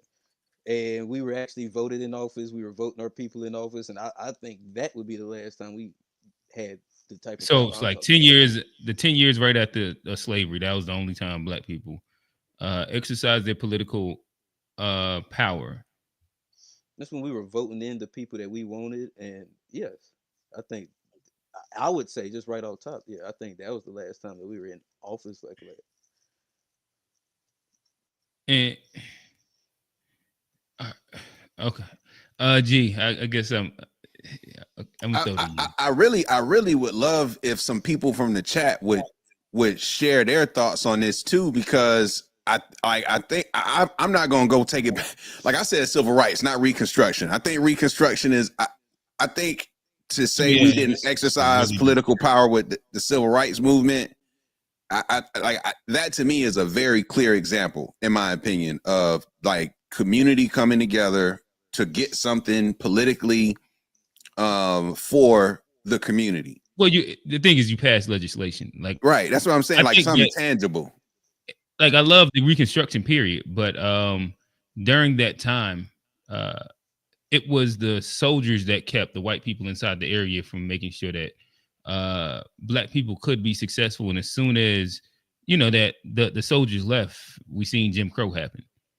And that to me, like that's the tough part. Like what you're talking about is like voting in black people in black towns, and then as soon as the soldiers leave, the Jim Crow kind of does what it does. Like I don't know. I agree with that part. And that's the unfortunate thing about it. But like we were voting, like that's like we were in black towns and just voting in. Like, but yeah, we put pressure on politicians to make legislation since the end of civil rights, but those weren't the people that we voted for. That's not. I mean, we even fought for just to vote the right to vote again. But and then we still didn't go and elect a lot of black officials after that. Once we got the right. But I think in Reconstruction, that's the last time we were doing it. All right. We do got a couple guys. I see my guy Ron Dwan and joined us back too. Let me pull him up. Pause. I think y'all got me on that one last time. But oh man, as it's happening, talk to me, brother. So we've never lost our political power. It's just been misdirected. And I was just pulling up. We got it tonight. Okay. And it's been taken over by other people. So the people who were ahead of our so-called political soft power, I don't believe it's soft power. It's the real power. Culture is power, is the United States power. All the other stuff is just culturally inappropriate. Yeah. So what I'm saying is it's been co-opted. So people have attached themselves to us and got their agendas off politically. And our people who were so-called in power, who represent us, sold themselves out and made money off of blackness and gave opportunities and all the success and progress to others. in the name of civil rights or in the name of equality, equity, and all that other stuff. So the power is still there. That's why everybody's trying to still latch on to us, claim our identity, creating ethnic colonization, and all the stuff that you hear online. It's because we have the power. I think you make a good point. Because I think go ahead, Johnny. No, I'll let you. Yeah, I'll let Ron. I think I agree with the fact that like the way that you framed it was in that, because I was thinking of like, okay, if there was like a time where we came together to do something, it wasn't directly for our community. We were getting used by the Democrats typically to do something to benefit their party versus actually benefit our community. And so I feel what old man is saying is that we definitely do have some power, but it's definitely being misused or misdirected. I kind of like how he framed that. Right, but so your I don't know if that answers the question though. If you're saying, if your question was, when was the last time Black America had political power and exercised it to our advantage? Yeah, that's true. He dodged the question, but I did like the way he framed the like where the power sits. You are correct. That's a good catch, Q. So I'll answer it. We still have the power, but we're not benefiting off of it. So when was the last time we did something with the power to help the community? Now, when you say community, you talking about actual like quote unquote foundational Black Americans, or are you talking about just Black people? You tell me, oh man. So if we're just talking about Black people overall, I would say South Africa. But I think we're framing it specifically in America. Yeah. This is like specifically talking about America. We don't have here because they voted that man into the presidency and he changed. Yeah, but the influence that we had, that's not what we do here in America. Okay, so you're talking about here. That's what I'm saying. So you're talking about we're talking about. Oh, I thought you was talking about like a immigrant conversation. Okay, yeah, definitely domestically. Yeah, I was talking about internationally. Domestically, I think you're right. I think you civil rights. That was it. And it's not because like we just stopped. It's because they killed our leaders. So it's like if you kill the people who are in charge, and then you got the subordinates that take over and claim that they're leaders, and they just out for money. That's what killed it. Gotcha. Ron Dwan. Then I'm gonna throw to Johnny, and then we got to host some other fellas up here. Oh, we going up tonight. Yeah. Man. I hate to jump back on, man. But listen, we gotta be honest, man. We don't have power like we think we do. We have popularity, right? And that's the difference. Like culture is popularity. We don't have power. We're 13% of the population. We don't really have the will to we can't enforce our will on the dominant society, right? So we kind of gotta, that's first. Like, you know what I mean? We can talk around, we gotta make ourselves feel good. We don't got power nowhere on this earth, not in Africa. That's why everybody's raping us for minerals, all of that, right? So, but to get to your question, exactly when we exercised it, I wasn't a super big proponent of BLM, but I think we did have some type of show of force. It might not have been to the level of the civil rights, right? Getting certain stuff done, but we did get like attention at least brought to the police violence against Black men and just other issues we were dealing with. Outside of that, it probably was a little bit of legislation. Huh? Oh no, I'm not talking about legislation like specifics. I'm saying it definitely wasn't the civil rights, but it was some type. I know, I get you. What I'm saying is that like the George Floyd policing act, there's a couple things that did get passed that one could say, no matter how we all feel about the organization / movement, on a smaller scale, or like the idea of Black, that might be something that can be thrown in the running. Oh no, I was handing it back off to you. Oh, I lost you for a second. Oh, okay. Oh, well, I guess kind of to piggyback on what Ron was saying, as far as like, I agree, like as far as the power thing, because old man brought up like South Africa, and you think what they went through when apartheid ended. They started the ANC. They put Nelson Mandela as the president. They had Truth and Reconciliation, and it was so much that they got as far as like reparations, or not even reparations, but there's so much they had a true transition of power, and now a lot of their politicians are still Black. They still have the ANC in their politics. Where after civil rights, we left that with no leader. We left that almost with no. We weren't in political power. We didn't have a political party. Or we gave up our political power. Represent that. So like But the last time we had that kind of power, that's why I said Reconstruction, because that's the last time we were actually doing it. You can maybe go to Tulsa, Durham, and some of those spots where we had these black cities that were economic powerhouses. But like as far as like true But power, right now we're talking about like we're framing it in the sense of political. I think that once we But, get like- into like economics and different things like that, we can loosely tie other scenarios and situations. But real quick, let's hear from we the gave up rest our of the power guys. with integration, man. Right? When we integrated, we gave up our power. Right? We didn't can, have anything to stand alone. We'll keep building. We're gonna bring in Steve and then Kofi. Steve, talk to us, brother. Hey yo, what's good? What's going on? Hey, let me get one of them buzz balls with the perk 30 and Johnny be sipping. Cause golly.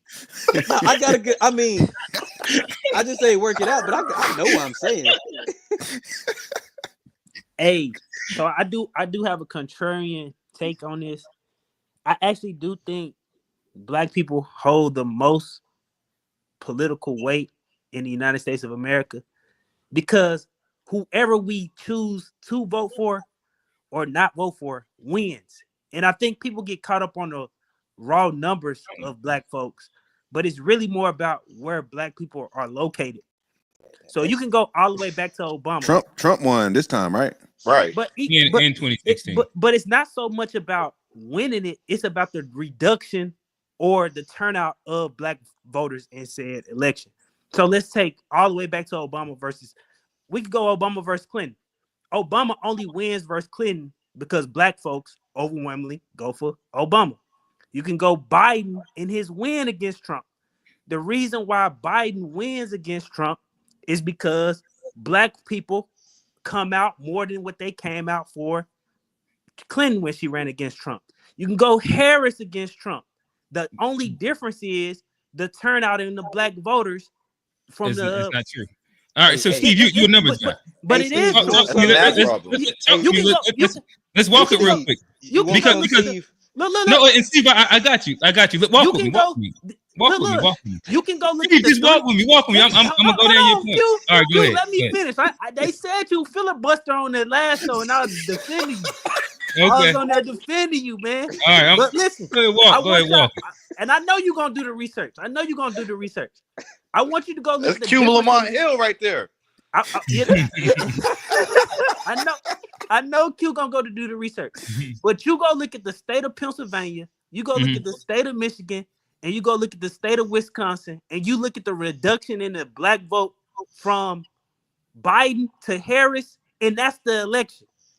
You had black votes down 40 and 50% in the major cities when Harris ran. So black people do have a political power. The way we choose to exercise it is just by either we show up for who we support or we don't show up for who we want to support. I guess political power. I don't think that's political power. That is power, because you can literally choose if somebody win or they don't win.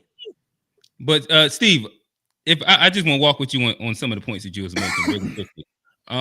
So like I get what you're saying, but I guess the stats that I've seen, and please send where I can find what you're saying at. Like, I know that the black vote stagnated. Like, there's been this big talk about like the black vote decreased and a lot of people just didn't vote. It just didn't continue growing at the rate that the black vote had been growing in previous years, in which like nationally it just stagnated. But one, like inside all of these elections that you're speaking about, there's, yes, black vote has waned and went like that, but along with the black vote, and if you're doing like raw numbers and percentages, the biggest decider of votes typically is white women.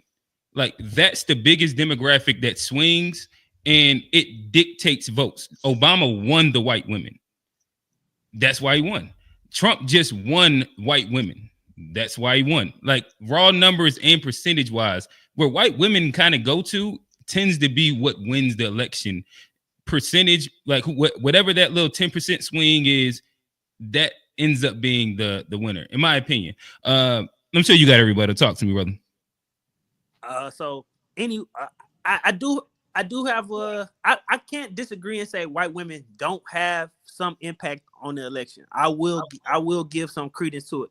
But once I get a chance to pull up all the numbers, okay, you will see that the real determining factor, even if white women go 55-45 one way, if black turnout is dropping, fluctuating, decreasing 45-50% between who they like and who they don't like that's power. It's just I get it. Can I give some numbers? Can I give some numbers just to give context? Black voters, approximate number of black voters over the past. Obama ran in what? So let's do 04 because that was before Obama. To show put it in the chat so I can pull it up on the screen. All right, bet. Shit, it's just a. Hold on, let me see. If it's gonna take too long, just talk through it. Because it's not. I think people get caught up on this raw total, but it's strategically just about where the black votes are. It's just because they're so concentrated in places like Detroit, Milwaukee, Philadelphia. Yeah, but then those votes just matter for like one pie of electoral votes. But those are the most crucial states. Like those are the states that literally decide you the election. So if you got the states that decide you the election, the swing this is literally the reason they call them the swing states. So your argument is based off of the concentration of black people in swing states. Agreed. Because I think people get caught up on this idea that we need to have like all of these more black people to vote, but that's not our strength. Our strength is we are strategically in certain states in which we can impact those outcomes. So let me add that's to not how the electoral college. Let me add to what Steve's saying. But the people, like old man said earlier, the politics is not right, and so because the politics is not right, that power is not exercised, even though it's positioned in the correct places to be exercised. So I disagree that it's white women because I think you guys are just going over total numbers. You got to look at percentages. Remember, they always talk about percentages. They don't talk about total numbers. So black women, white women's vote wouldn't mean nothing if they didn't have black women siding with them. So when you talk about black women, they vote as a group. So it's about the percentage. It's not about the number of overall black people that could vote or can't vote. Well, it's not an isolated thing. I think percentage and volume matters a lot. Where white women win is that like their volume makes up for their percentage. I think that like maybe sometimes it'd be like 45 to 65, but when you look at the totality of total white women that vote, like it's more than almost the entire black population in general. But that doesn't move you or me or any other man to vote because a white woman voted some way. Oh no, I'm not saying that. So the power is in the black people. So like.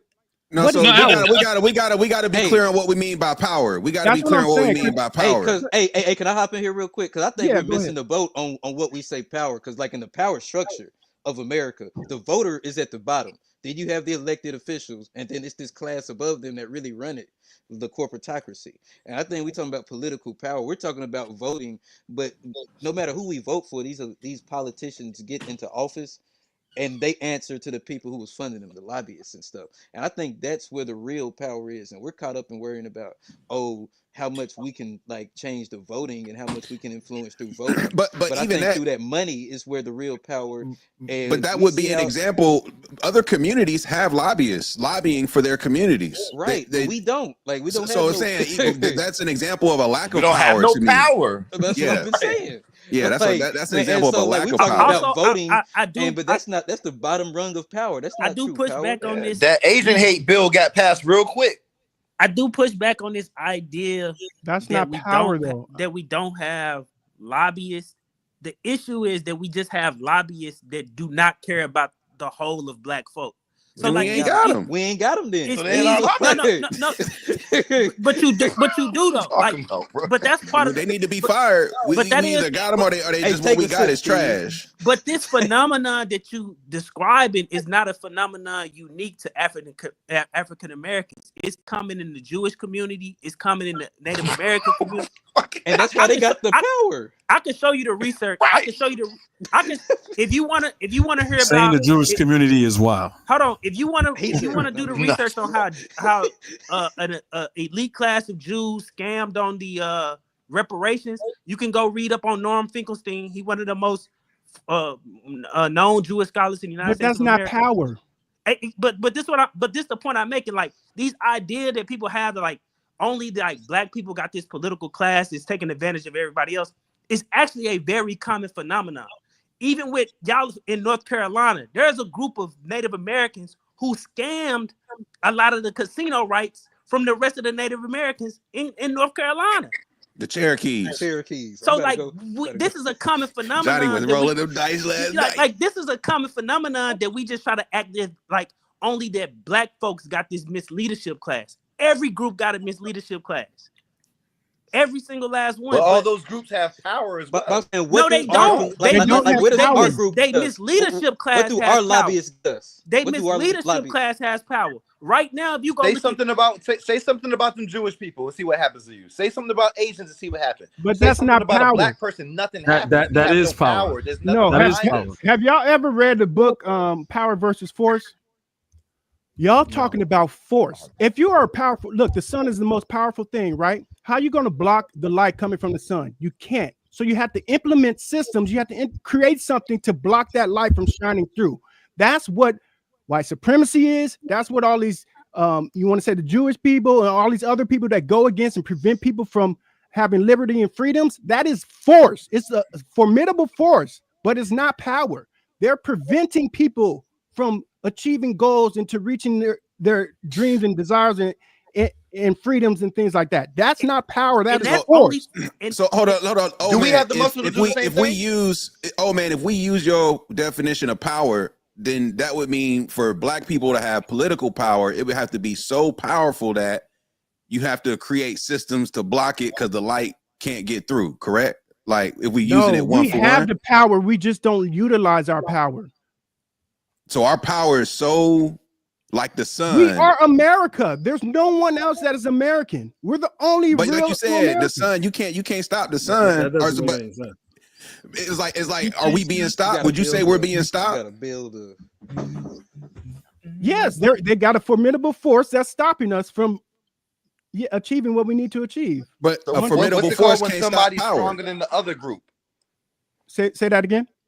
What's it called when one group is stronger than the other and can impose their will? That's force.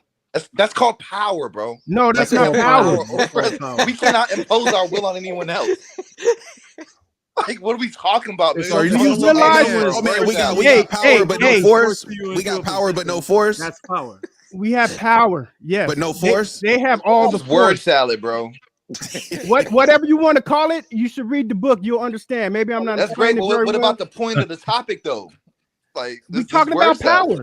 We're talking about power. Am I not talking about force? Power ain't in voting. All right, so nonetheless, I'm talking about the definition because you guys are confusing force with power, and that's not the same thing. If I come into your house right now, Ron, and open the door, that's force. Man, but you have all the power. It's your home, so you're gonna trust me, bro. You got all the power. You can call the cops. It's a lot of things you can do to defend yourself. So nonetheless, I don't want us to kind of get inside like a stalemate of a conversation right here. It might get hyperbolic, but it might remain calm. Let's see how Guy Kofi's approach. What's going on, brother? What's going on, brother? Let's do you want me to I can re-ask the question. Yeah, please do. Please re-ask the question. Lord, my mouse ain't working. Yeah, you remember what was the question I just asked? We went on like a tangent. Political power. I'm here now. When was the last time black people, Black America specifically, had political power and exercised it in our advantage?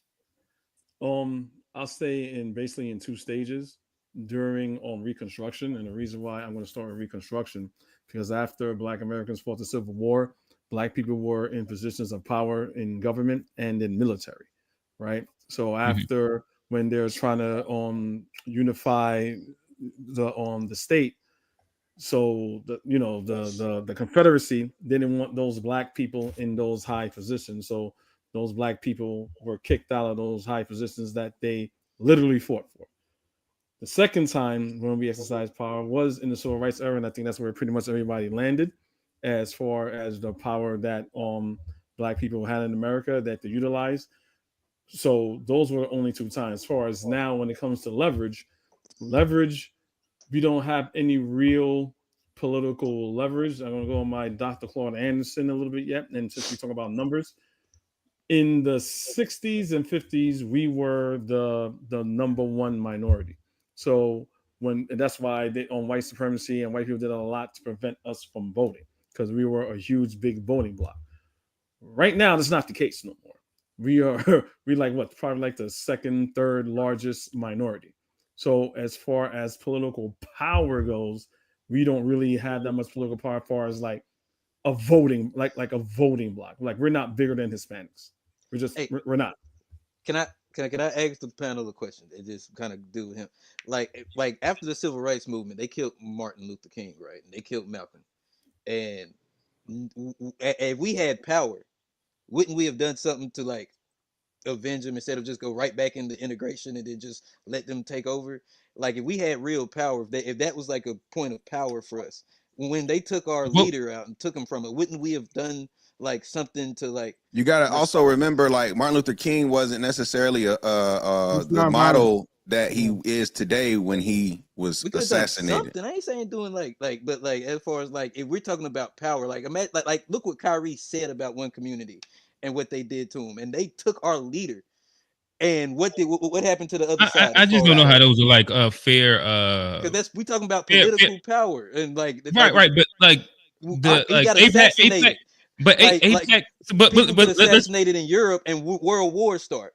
Martin Luther King got assassinated in but like you don't see how like these are like false. At the time, MLK didn't have like the same. So you use Kyrie in APAC in the Jewish community. Like Kyrie's just a basketball player. Like you wouldn't really compare like what the Jewish community did to him to what we could do to a government. Like that's an individual versus like the entire institution of America. And also, like I'm gonna throw to you, Steve. You use like foreign wars. You're talking about like a country assassinating another country's leader. Like so now we're talking about countries fighting. Like this still wouldn't be like a fair representation. Yeah, but you gotta keep it within the confines of the United States. So I think a better question. So John F. Kennedy got killed, and the Democrats. Was he Democrat or Republican? Democrat. Yeah, Democrat. The Democrats getting like run down on the Republicans and make sure that like that didn't happen. But so the better question, John, would be like, how did since Jewish people are a so-called quote unquote minority? How did the Jewish people rise to power? There's obviously more black people than there are Jewish people. We gotta stop letting the Jews get away with this delineation from Europeans, bro. They European. They operate under white. They white. Correct. So they get the same privileges under white supremacy that Europeans get. And when we get in this trick bag of delineating between Europeans and Jews, that's how we get to obfuscate, and white folks get to say, "Well, we really didn't do it. The Jews did it." No, them is white folks too. Yeah, but at the same time, to build on what you're saying, there were Jews that also partaken in the transatlantic slave trade. They posed as Portuguese. They white folk. There were also, but if we go that route, there were also Jews who helped in the civil rights movement. Like it's like that's also facts. It's like they've been everywhere throughout his. Like I mean, so it's like you can't just like necessarily cast the whole. So that's fair. The thing is that Jews get to they operate serve the purposes best for them and their but group, they get the like but we they operate as white folks how white folks normally operate in this system, imposing their will on black folks. Why would they be any different than any other white folk? That's what white folks do. Yeah, I can agree there. I can agree there. That's a blanket statement. I wouldn't say that, because you look at the history, like G said about Jews. I'm not talking about like we said, some white folks help black people too. Exactly. I'm talking about the overarching. I'm talking about the overarching narrative. The general narrative that we continuously hear is that this small cabal of Jewish people have this outsized source of power. But you only calling them small because you don't consider them Europeans. They are Europeans. The people who classify as Jews today descended from Eastern Europe in countries in which they was expelled from. Can I ask Steve? Can I ask you a question? Yeah, what's up? Who you think gives the Jews all their power? Who give Jews all their power? Yeah. If we want to, nobody now they got it. If we wanted to say that there was a delineation, and I can go down this route, Jews' power or this cabal, or you hear people say it all the time about the state of Israel. The state of Israel power resides and comes from the American whites. If the American whites do not support the British too, don't forget the British. I disagree because they have nukes now. Think about this. If the Western whites, how did they get that? The British annexed the state. If the Western whites do not support Israel, they stole the nukes. They weren't supposed to get them. If the Western Europeans and Eastern European nations, Western European countries do not support Israel, Israel has zero power. Yeah, it's over. It's a wrap. People is in this trick bag, and they are letting America off the hook by saying Israel is controlling America. No, it's America who's controlling Israel because we can cut off But what about the British? What about the British? What didn't they annex the land? Like, what about the British? That was like in the beginning. The British annexed the land, but Israel done fought wars and they got nukes now. Like they have their own power. But that's all under. But that's all under. That's all under Europe and America. They're not. But all of those wars and weapons from America, they got them on their own. Yes, they did. No, they didn't. Hey, can I ask you this also, Steve? All of the wars. Can I do a what if real quick?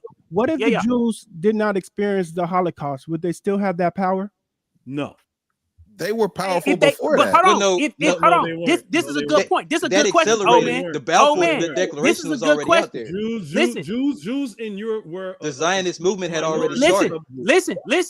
If Jews do not experience the Holocaust, because the pretense of the reason why there is a Holocaust, because we Europeans are trying to make a distinction that Jews are different, right? Exactly. Without the Holocaust, then that means that the distinction that Jews are somehow different is never made. And then by that narrative, they would just be. That's not true. That's not true. The Zionist movement, the Balfour Declaration. But hold up, but the stereotypes about the Jewish community, all that stuff existed well before the Holocaust. But even then, they lived in Europe. Pretty much. I'm not disagreeing that they didn't live in Europe, but they were also viewed as a different people than the average European.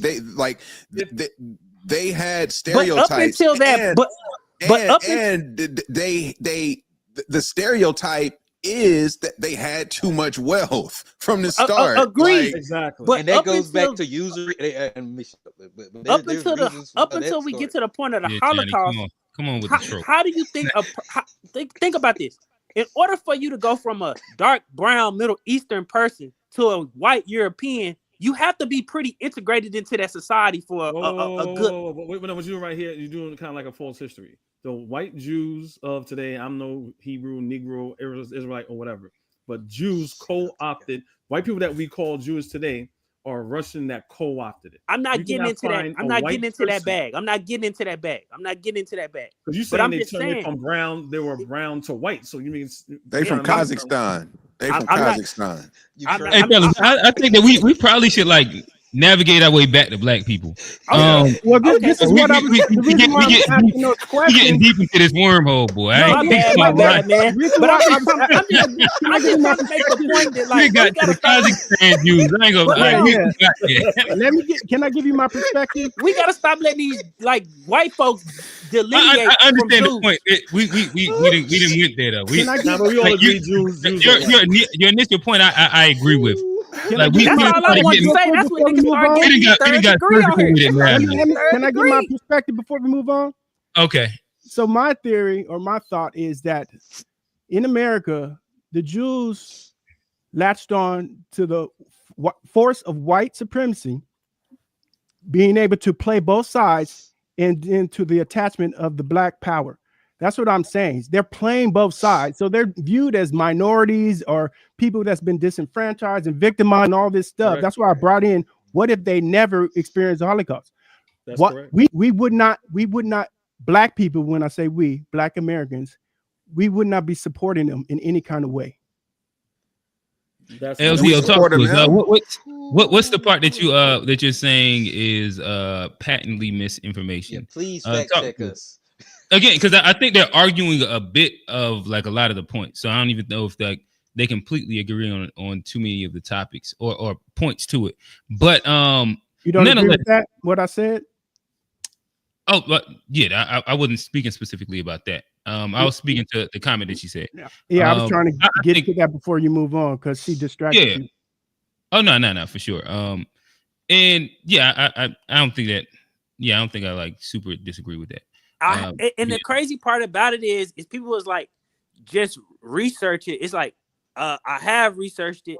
I'm literally up here telling y'all stuff about the Jewish community as far as the reparations grift bag that nobody up here even like know about. Most Jews didn't get no reparations because the elite class of Jews scammed it all from them. Like, that's the history of it. Yeah, but at the same time, but Steve, hey fellas, we about to pivot back. Because y'all about to go back down the wormhole. I'm trying to steer aside of it. So let me ask y'all this. I didn't drop the fit in my buzz ball, man. I was gonna say, yeah. All I'm just saying is the social power of the American Jewish people that came from Germany got their power from us by latching on to Black Americans. That's where they got their social power from. That's not true. I think they got their power because Europeans backed them. That's where they power derives from. I promise we can make this a whole. All right, Q, get to the question, man. Get to the question, man. We gonna swerve real quick. And go back to the actual topic. We gonna walk. This one's gonna be quick. We starting to build up people. So we'll give quick answers. Has Black America's political power decreased since 2020? We'll start with G. Just quick, if we can keep it in a minute. Has the political power decreased? Yeah, talk to us. I'm gonna say that overall, I think it has.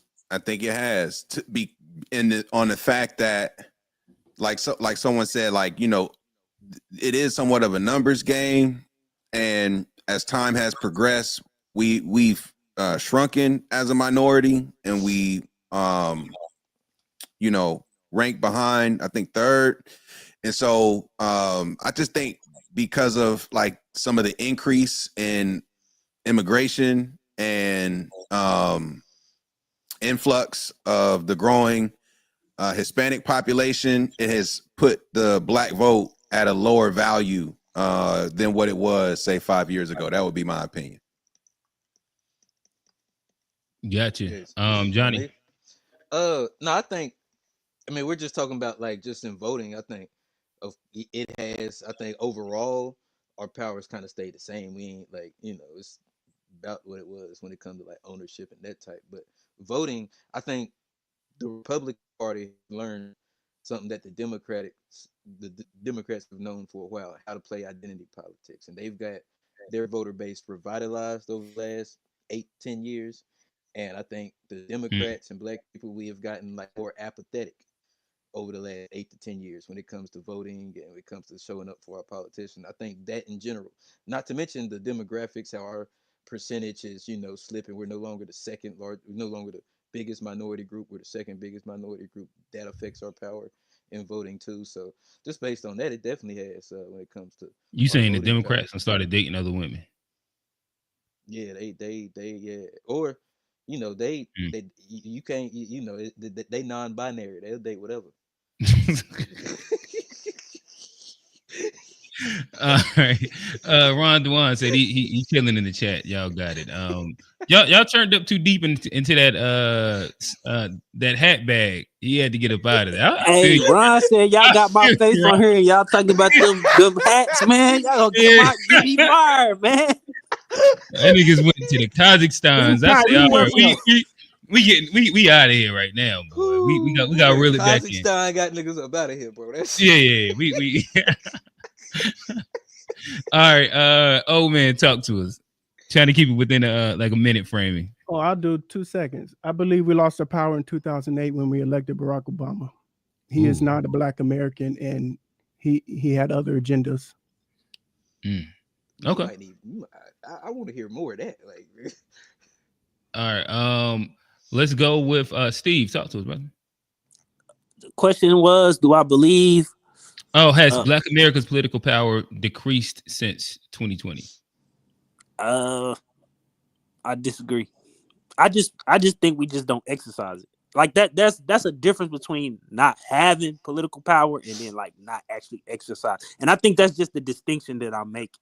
Like we don't exercise it because whether we apathetic or whatever, because it's not about the like you get to choose the president every election if you actually want that person. So I don't think it's so much of a we lost it. I just think we don't exercise it because we are apathetic about the choices that we have to make. And I guess if old man want to do the, I had Obama show. Sign me up. Drop the link. I hate that nigga too. Hey, but I don't blame us for voting for him. I mean, I get it. Yeah, you fall into that racial pride. I mean, if that was our shot, that was our shot. We had to. It's I was young back then. We was young, man. Campus was that was a time, boy. That was a time. That's the thing. I can't blame nobody for doing it, but looking back, we like, damn. Yeah, we got to give ourselves some grace on that one. You right? Jeezy had dropped the recession too. Oh my goodness. Yeah, it was a president is black. Yo. What? It was definitely a time to be alive. All right, so nonetheless, Kofi, what's going on, brother? Talk to us. Has Black America's political power decreased since 2020? I would say it pretty much remained the same from the civil rights era. You know, depending on, Black people numbers were increasing, but to say that Barack Obama, we lost it because Barack Obama was a Black American is a nonsensical thing to say, because the reason why I say that, if you understand the job, that's the job. If you pull up an old clip of Muhammad Ali and they ask Muhammad Ali, do you want to be president? He said, oh, hell no. I don't. I never want to be American president. Because why? Because he understood what the job was. No matter who you put there, they have to do the job. Don't want to go back to the hatted people, but if you know what American policy is to make sure we have the strongest military we ever have and to give money to Israel. That's the job. You know what I'm saying? But as far as like we have power, I think we need to, like, I think either Steve said it, or maybe one man said it's like lobbying. We need lobbyists because we don't have a large voting block anymore. But if we lobby, so neither do Jews. But they got AIPAC, and AIPAC moves the needle. I agree. Gotcha. I also just want to make a point on the like immigration or whatever. This precedes that. Making hundreds of millions of Europeans immigrants changes the political structure of this country. At one point in this country, any European, if they could get to the shores of America, they got to stay, and then their families got to eventually become known as white Americans, whether that's the Irish, whether that's the Italians, any of those Europeans. And that's really the beginning of the dilution of any Black political power by letting any European who can get to the shores of America become a citizen. And I guess piggybacking off of that to kind of keep building, we kind of split a little bit. Well, yeah, a little bit. When it comes down to losing political power, so dwindling minority, you kind of spoke about like bringing in the different flavors of whites from Ellis Allen. That is also started with me, not started, but it's continued with whether you want to go like the Caribbean push, the South American push. There's pushes from a bunch of different cold weather white countries, African push, depending on which like top or lower. There's been a bunch of different minorities that have Indian push. My bad, I forgot India.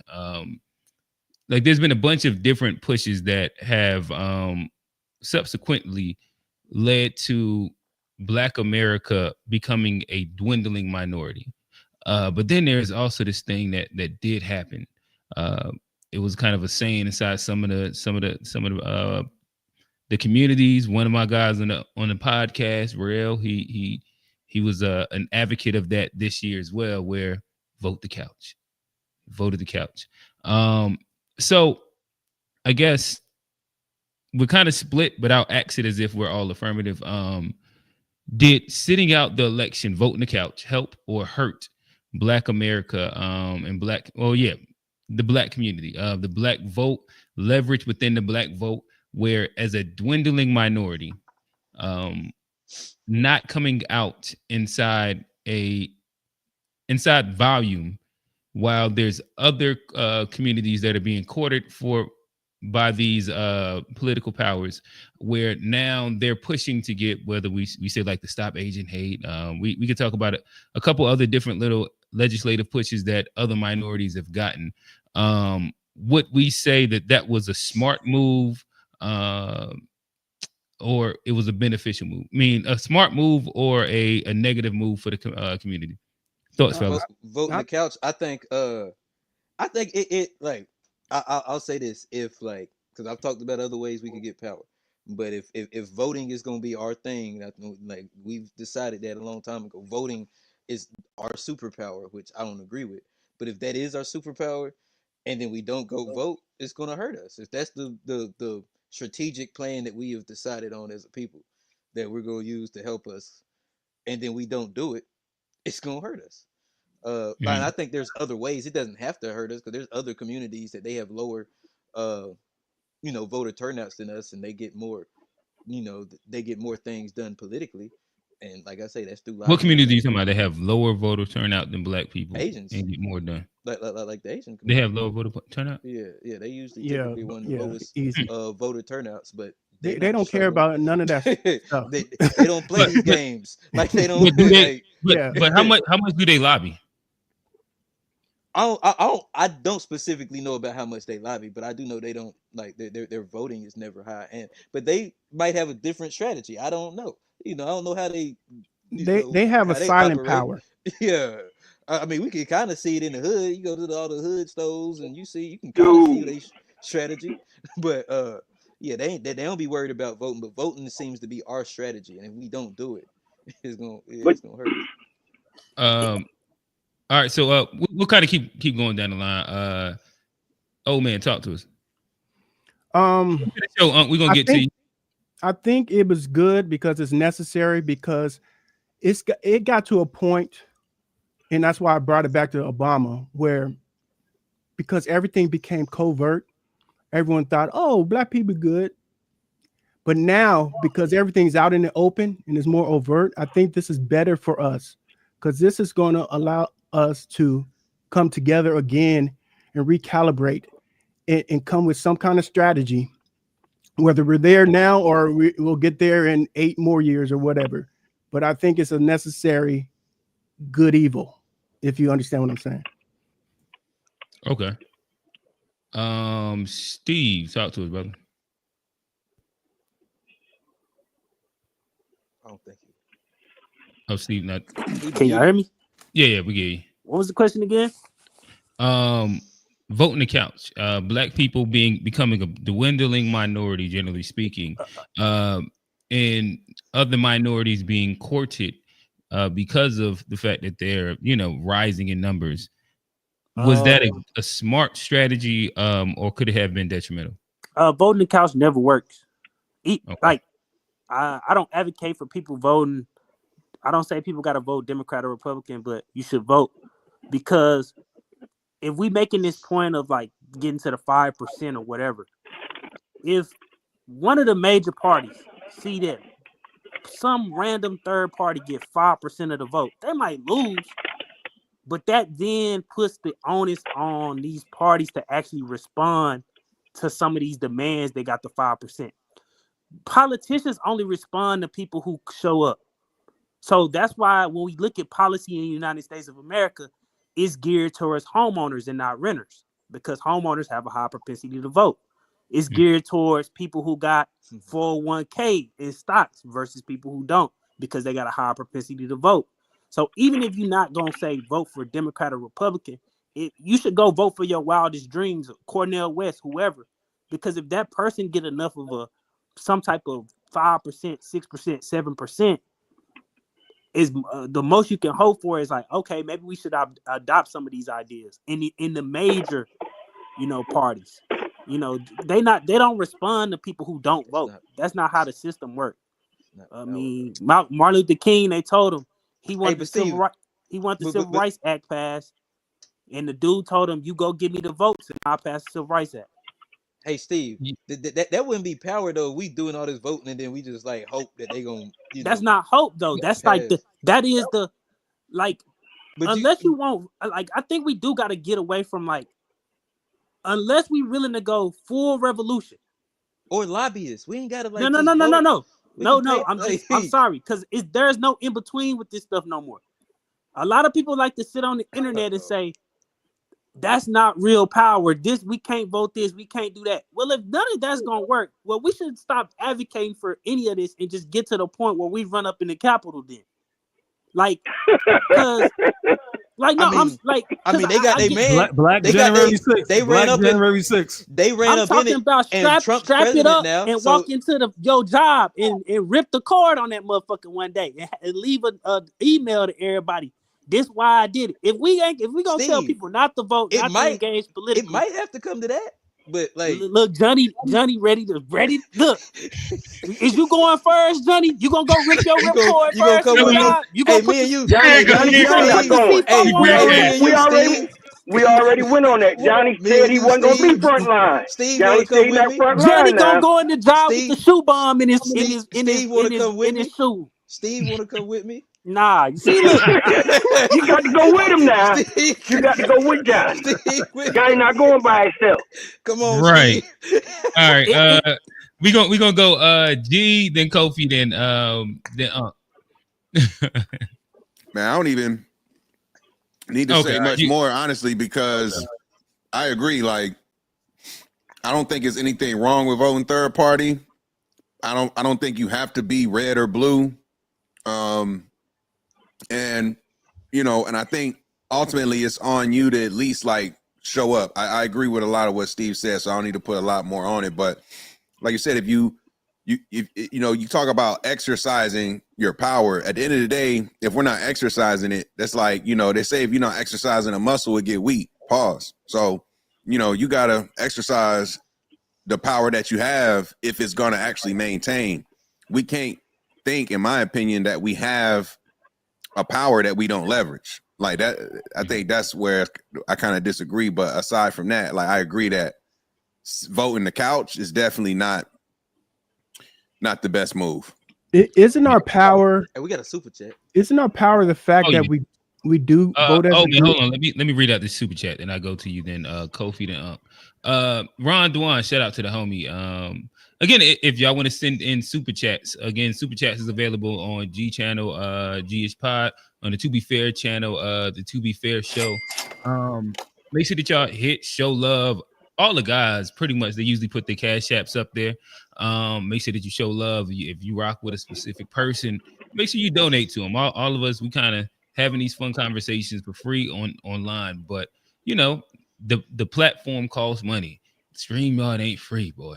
But saying all that to say, Ron Dwan, he sent in, he said, Asians and Hispanics prioritize group economics over voting. We're the only ones that think like this, hence our standing. All right, old man. I was just going to say, isn't our power, political power, the fact that we are really the only group that will vote as kind of like a large group? Everyone else is split, whether you're Hispanic, white, whatever. So I think our problem lies is that we have stayed committed to one without receiving anything in return. Okay. So I don't think voting just to vote independent I don't think splitting our vote. I think that would make us less powerful.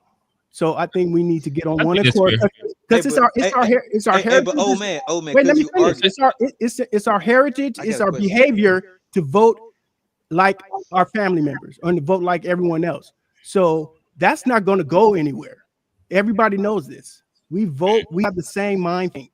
So I'm thinking, don't try to make us like everyone else and split the vote, because that's just going to make us even less because we have less numbers. But our numbers are still large enough to move a vote one way or the other. So I think we need to just stop giving our vote to the Democratic Party just because and not getting anything in return. Johnny, I know you want to hop in, but we got like 3 more people that haven't even answered the original question. Oh, I come listen, back to that. you on your laptop, just write it down in your notes real quick. Come back to that. Just to keep it moving. Kofi, talk to us, brother. I know even more of the conversation is built, so we're gonna try and keep everybody within 2 minutes right now. Welcome to the panel, Quincy. Welcome to the panel, Kofi, talk to us, brother. Yeah. Again, I pretty much agree with Steve. About how you voting, not voting at all is ridiculous. You know what I'm saying? Malcolm X said the ballot or the bullet. You know what I'm saying? A lot of people fought in order for us to vote because voting is power. So we're talking about elections, presidential elections. To me, again, I keep hearing this repetitive thing all over again. I got no problem voting third party, but in this past election, to answer the question right now, it's no offense. I'm going to tell you why I say this. It was ridiculous to vote third party. And the original question is basically saying, were black people hurt by it? Yes, everybody was hurt by this.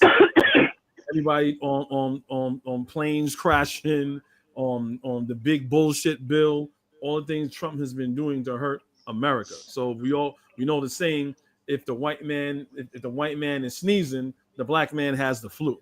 So if certain white people, we're definitely getting an impact by it, right? So to me, my gripe with third party always is that it's not national. So if I wanted to vote for Cornel West here in New York, I couldn't do it. He wasn't a third party choice.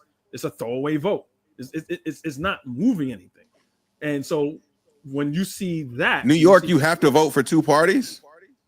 No. If I wanted to vote for Cornel West, I didn't have that option. He wasn't on the ballot. Could you write it in? I didn't have that option. You couldn't write it in? You could write it in, but again, the fact that I'm saying that it's not on a ballot, it's not recognized as, as a viable candidate. How many parties were on the ballot roughly for New York? I don't want to give you a wrong number. More than 3 or less than 3? It was less than 3. If I can recall, it was less than 3. There was no real third parties that I could think of. So it's just on your presidential ballot in New York, it just straight up said Trump or Harris, no other options. Yeah, I even recorded. That sound like criminal. That sound like New York is some shiesty shit. No. That sound like we need a third New York, one. it's other states. Not all states have a third party. You know what I'm saying? That's why Robert F. Kennedy and a whole bunch and Jill Stein, a lot of people dropped out. They're not even on the presidential stage. You know what I'm saying? No one's really if you're not into politics like that, that's and by you don't design, see their ads on TV, that's you don't even think design. these people are running. You see what I'm trying to say? So that's Definitely. my issue with third party, and why I feel that voting the couch or voting third party and just blaming Democrats is ridiculous, because now we hear that black people did a turnout, came out to vote for Harris, but hey, like I agree, white women turned out, and that would tip the scales, and everyone is fucking around and find out. That's where I land. Gotcha. Talk to us. So I'll the react to question the is, question. Where's it at? Voting the couch. Was voting the couch this year pretty much smart or dumb for Black America? voting the couch is dumb for anybody. And, I know if you don't vote, you know what I'm saying, you should just shut your mouth and don't have nothing to say. Because, you know what I'm saying, even if you go out and you sit back and a person like, oh, I'm not going to vote because of this or that, whatever. It's more on the ballot than just for the president. It's things that's locally on the ballot as well that you need to vote for. And that's why I always say it's more important to vote locally. If you don't know nothing about your local politics, you don't know about you don't even know about the state politics. You know what I'm saying? You got to start from your own community and start voting there. And you know what I'm saying? Anybody that say, I don't want to vote or this or that, whatever, I don't even listen to them, because, you know what I'm saying, you wasting my time. And you wasting the time of anybody and all the energy from all the stuff that people died for just to get the right to vote. But if you don't vote, you are an idiot. You are, because it's like I said, it's things that's locally that you can vote for as well, not just for the big picture of things. It's things on there for the sheriffs and things like that, judges and people that you're putting in place like that. It's not just always about just the president. that people don't understand that, or the reason why people don't understand that because people don't know anything about politics. They just think that when you vote, well, I'm going to go vote for the president. I'm going to go vote for the governor or this to that, whatever. But it's more than just that. It's things that can actually affect where you live. So when you don't vote and you don't get into it like that, you stay out of the conversation with people that's talking about voting and people that actually do love where they, want their environment to be better. So that's my opinion on it. Gotcha. Quincy, talk to us, brother. You muted. Yeah, we can't hear you. Yeah. My bad. Can you hear me now? Yep. Yeah. I do think as long as you're a taxpaying citizen, then you can complain about the government as much as you want to, whether you vote or not. That's that. The other thing about I do say we need to at least vote down ballot and vote locally. Even if you vote third You said party. down ballot, like a specific thing. Down ballot means everything except presidential. Mm-hmm. Like, say if you show up to vote and they know that like I think AOC, she won her district, but they showed there was a lot of people who voted for Trump but voted for her, and that does send a certain message to Democrats, like, hey, we came and voted, we just ain't vote for Kamala. Yeah, that happened in North Carolina with our governor, I want to say. Mm-hmm. So definitely always at least vote down ballot for your local stuff. The voting the couches and not voting, the thing that kind of the reason why the only reason I would be against it is because I don't think the Democrats would quote unquote learn their lesson. I think they would still stick to whatever game plan they got. They sticking to it regardless of how we vote, regardless of how many, because it's really no penalty for the Democrats to not deliver for black voters, regardless of how much we always show up for them. What happens if when they don't show up for us? You saw in California just now, Karen Bass, she giving them the illegals money, and they ain't even citizens, but it's the same politicians in LA that shot down the same Democrat politicians that shot down the reparations a year or so ago, and it's no penalty for fucking over black folks, and no matter how much you show up. So that's why I'm not even sure what the solution is, but I don't think I don't think we could vote our way out of this. But I don't know what at this point. Gotcha. So Quincy showing up with Johnny at work with the backpack on. You said what? That's the only way. You said, come on. Johnny, I'm about to come to you right now. I'm gonna change the question. I'm gonna throw to you. Hey, Bass is Kamala Harris. I would and that's say kind of untrue what he said about Karen Bass. She was only giving money to illegals that were affected by the Trump raid. She wasn't giving just broad money to immigrants. And we'll walk to it. So let me ask you this last question on this, and we'll try and get a little cultural towards the end. Is there a generational disconnect around what activism is and community responsibility means today? What activism is and what community activism? Damn, I can't talk right now. What activism is and community responsibility means today. What do y'all think, fellas? Do I need to reread that? I know I studied through it. One more time. Yeah. All right, cool. One more time. All right. Is there a generational disconnect around what activism and community responsibility means today?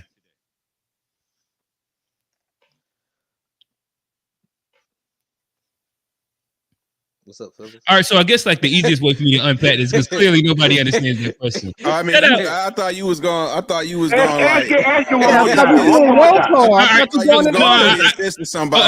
got you. In my bad, it was supposed to go to Johnny. I did give it to Johnny, and Johnny didn't understand. Yeah, so literally, what this question is asking, more or less, is, so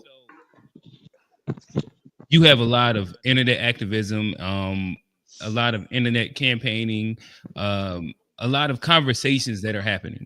And a lot of times we tend to feel that means something, right? And that we're making progress and that there's hedgeway happening, and that because of like these conversations are happening inside this space, that this is a thing that's happening.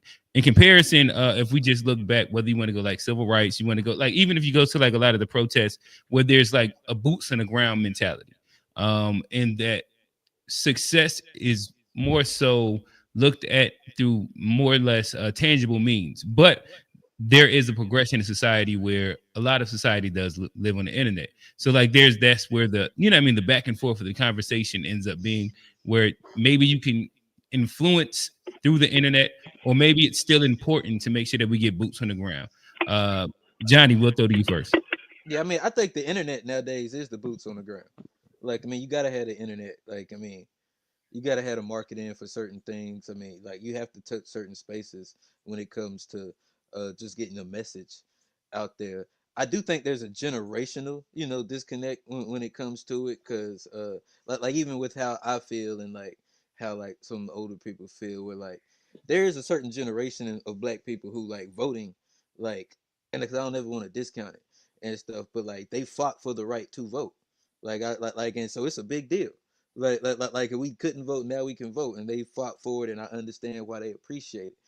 My generation, and I've seen stuff differently. We've been voting this whole time, and it ain't changed nothing for us. And like I'll still do it, especially on the local level, because that does change things. But like my generation, I think we're starting to see a big picture. Understand, like there's a lot of people that don't just vote to get their power.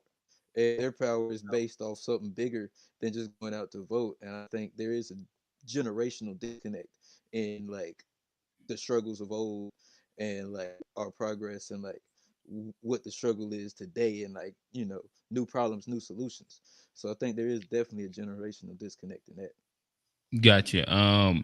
G, I asked you the same question. Is there a generational disconnect around what activism and community responsibility means today? I don't know why responsibility was just kicking my ass, but it did. G. Yeah, I think overall there's definitely a generational disconnect in those areas. It just makes me think of it was like a recent conversation with some folks that were like, let's say in the baby boomer generation, and every person. So because of this show, now when I talk to other people that's a little older, I say, what you think about reparations? You know what I'm saying? And none of the boomers were pro reparations. None of them. They were not rolling. So, and I was just thinking like that, oh, wow, that really is more prevalent amongst like, say, younger people seemingly than older people, which I thought was interesting. And then also like on some of the stuff going on with like Trump and the responses, what I also realize is like these older generations, like they really be mad at Trump. It really be fucking up their day. Like they really be impacted. Whereas I feel like younger people are kind of like, what's whatever. And it's Trump being Trump. And it's just not as impactful to their day to day. So I think we generationally we view things differently. And like Johnny said, like the younger generation, the boots on the ground is social media, internet. It's not really, the only, not I want to say the only reason, but if COVID's not happening, we don't see a lot of those protests going on in that era in the street. Like, I think COVID really helped like inflate a lot of stuff going on because people were stuck in the house and didn't have nothing else to do.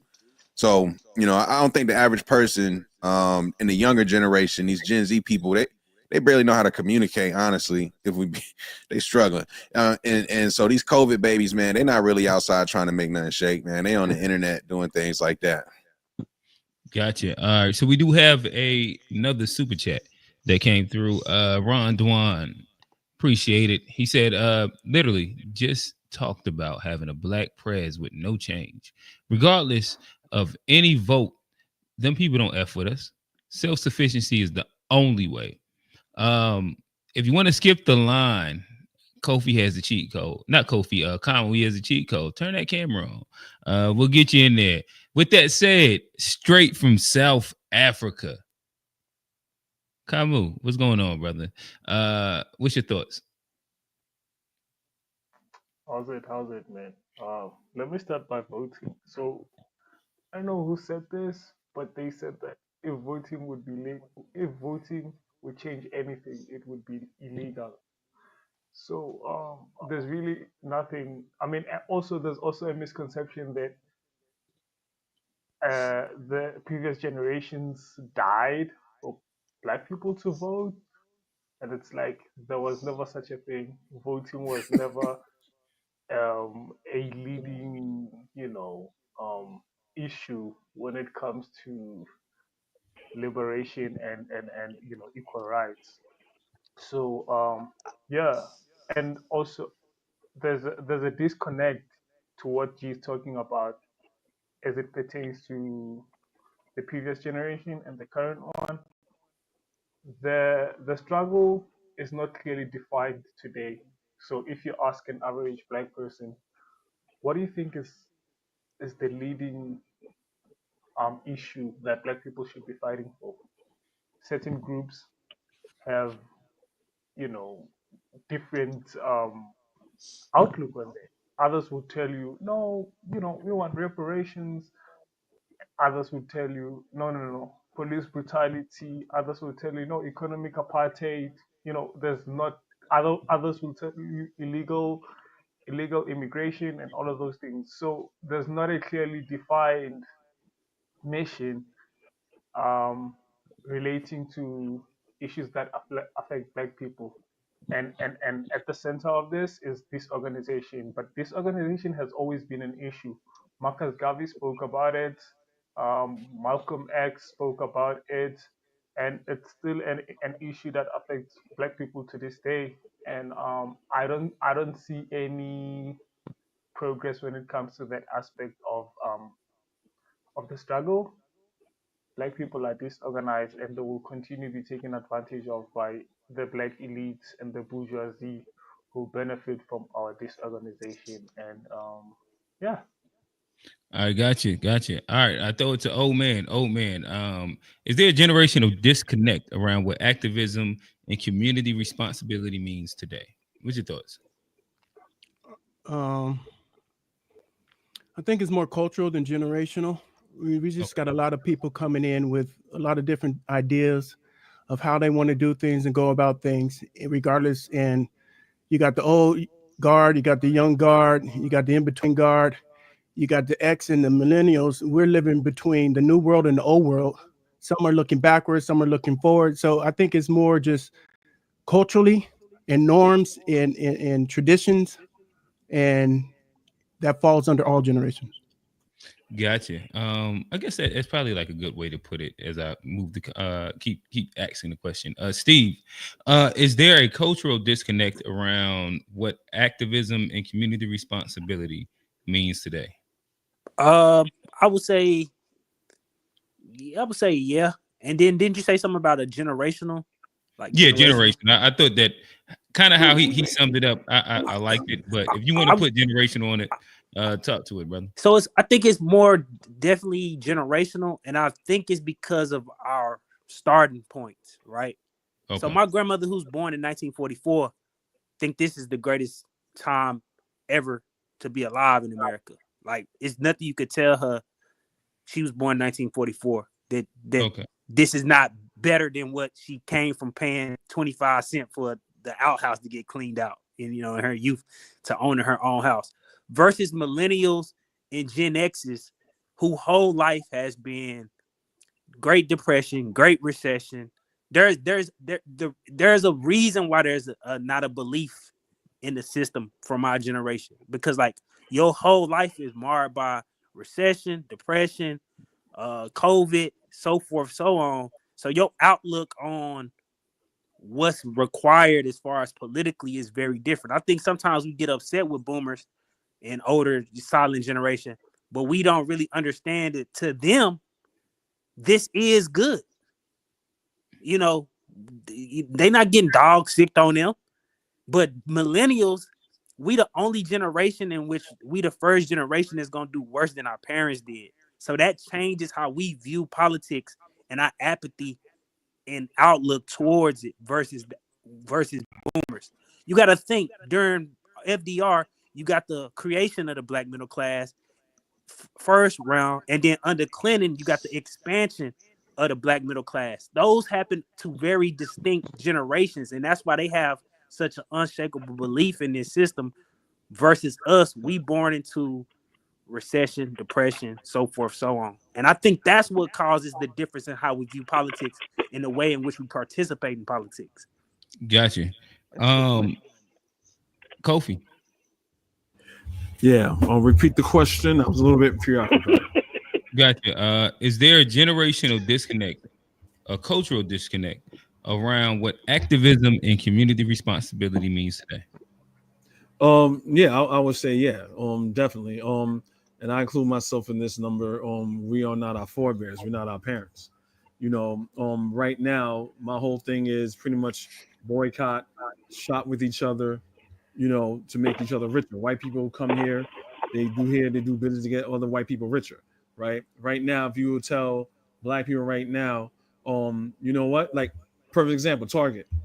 Trump is now with the DEI and blocking black vendors to sell their products in Target.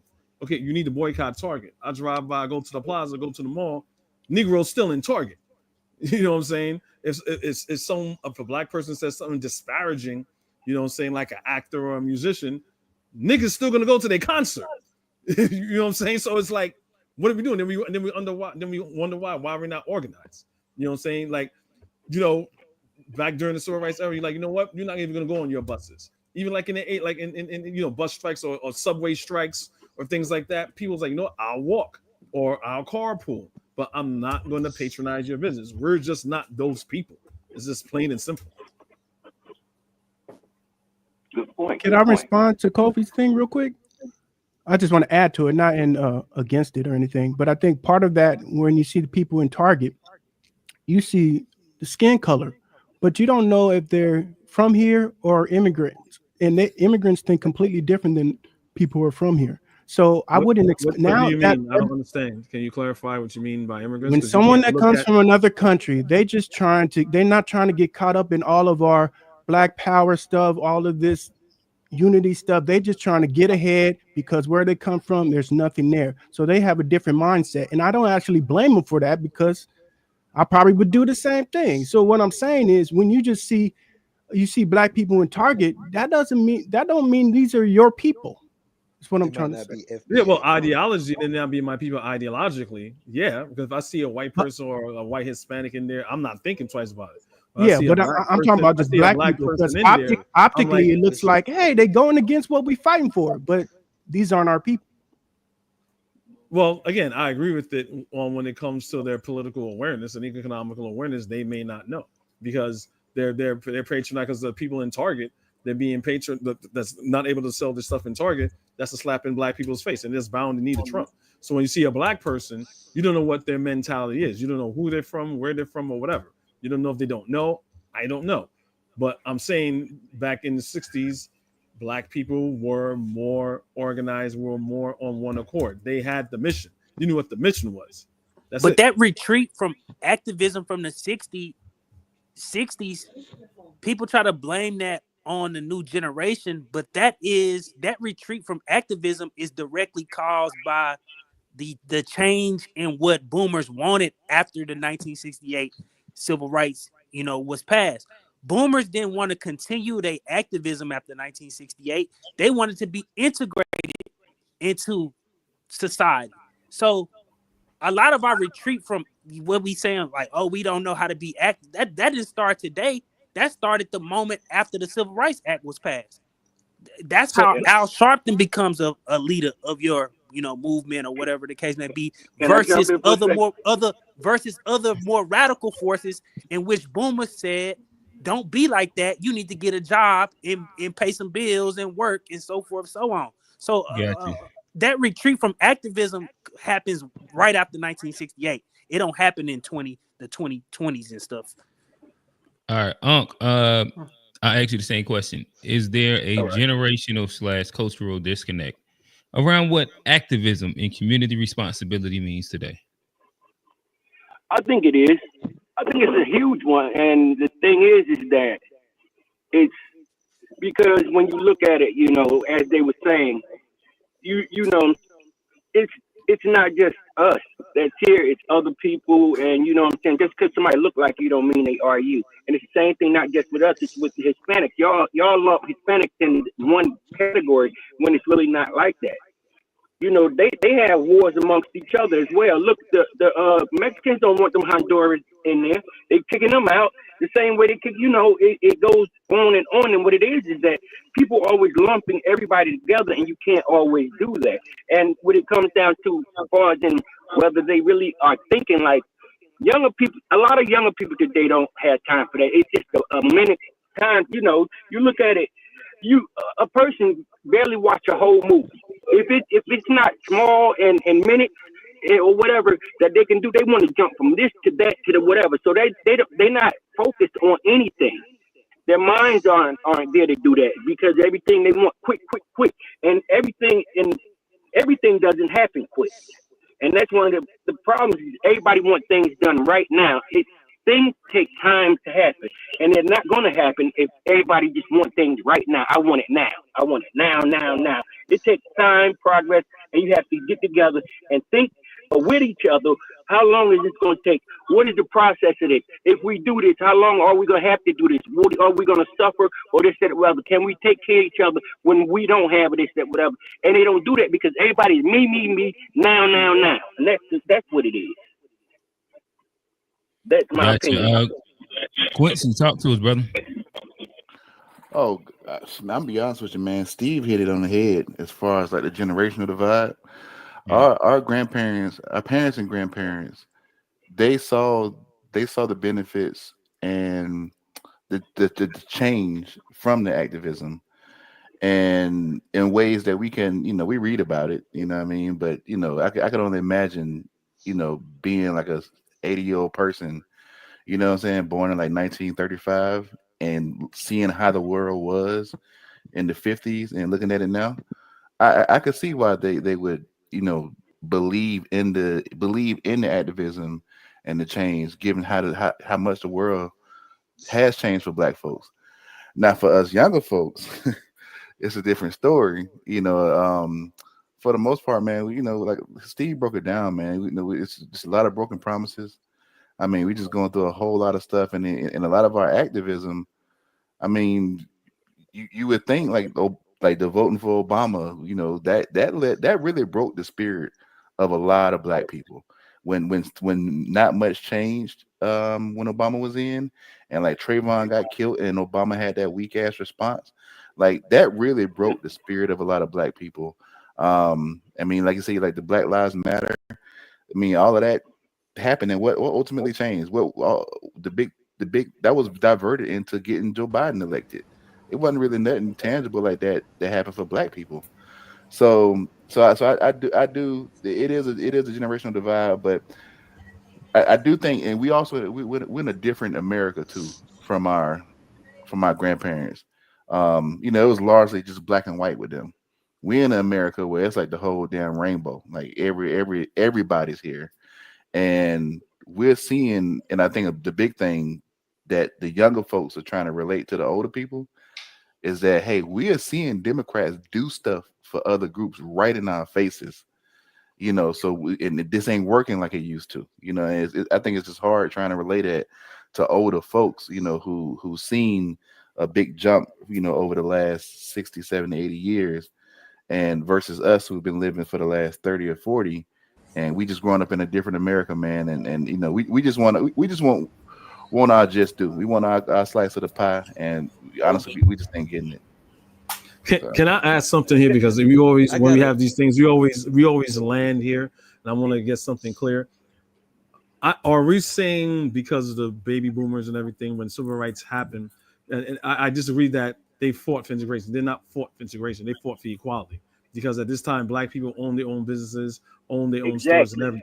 They were fighting for equality. Now, if you want to say more than so if you want to say, hey, they got that and they kind of dropped the ball and they should have been pushing for other things, that's fair. But to say they were fighting for integration, that's not true. I wouldn't go as far as can I hop in there? Oh, go ahead. Cause I don't think like they were fighting. Like they might have been fighting for equality, but like, is that what happened?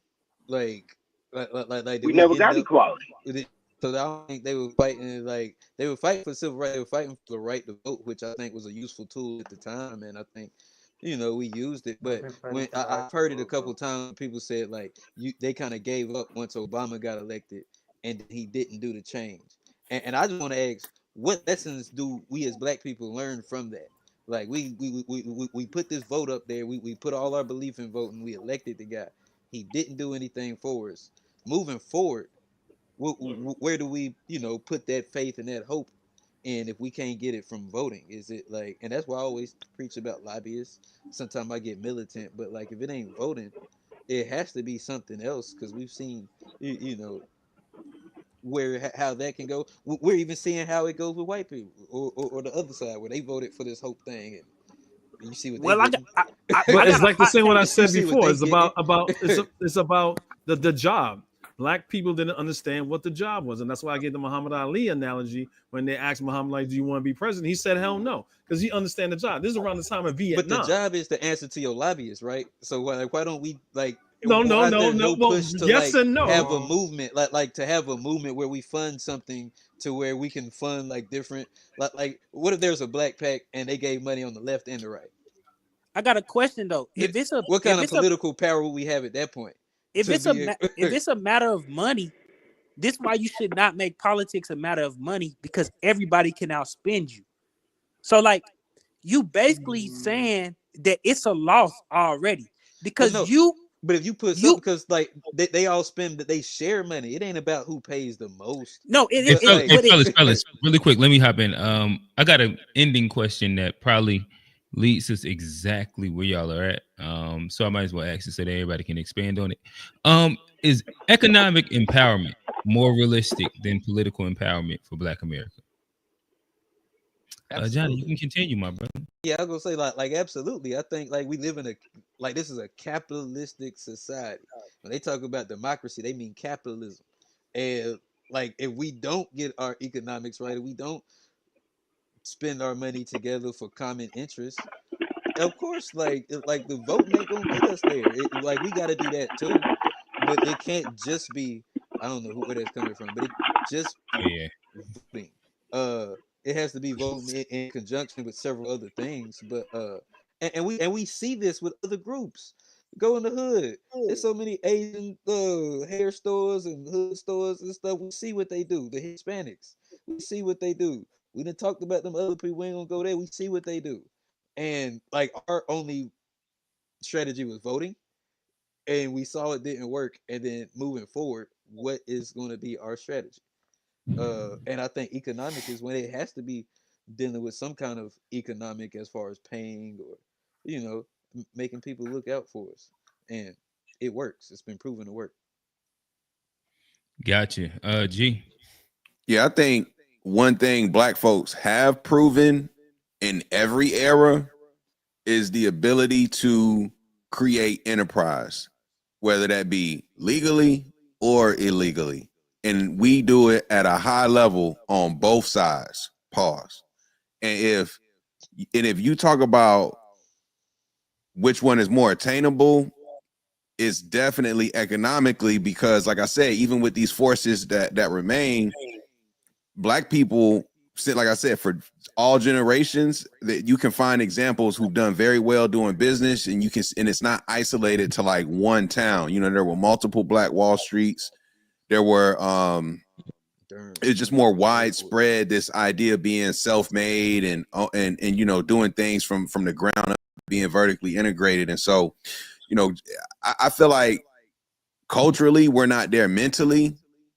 That's gonna help take us to that point to where we realistically make the economic thing attainable, unfortunately. But that is the easier path to like prosperity versus trying to force a system that you never built to work for you. You know what I'm saying? It's like with the economic position, you're playing the game, understanding that like you don't control the game, you just taking advantage of the rules that are given. Whereas with the politics, it feels like you're trying to change the rules of the game, and that's a tough thing to do. Gotcha. Kamu, is economic empowerment more realistic than political empowerment for Black America? Look, I'm gonna be a little bit controversial about this. I think you have your money. So I don't know if you know this, but like Black Americans are the richest group, are the 10th richest nation on the planet. So like we would you have be your if we money, were a bro. nation, we would be 15. Come on. No, 10. I think it's 10. Okay. So you have your money without question. You guys have your money.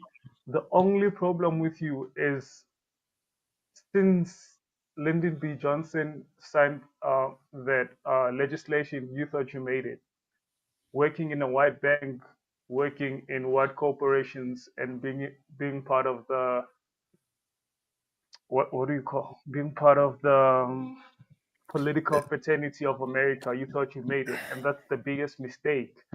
Um, you rather work for um, Chase, Morgan Chase, than working with one another.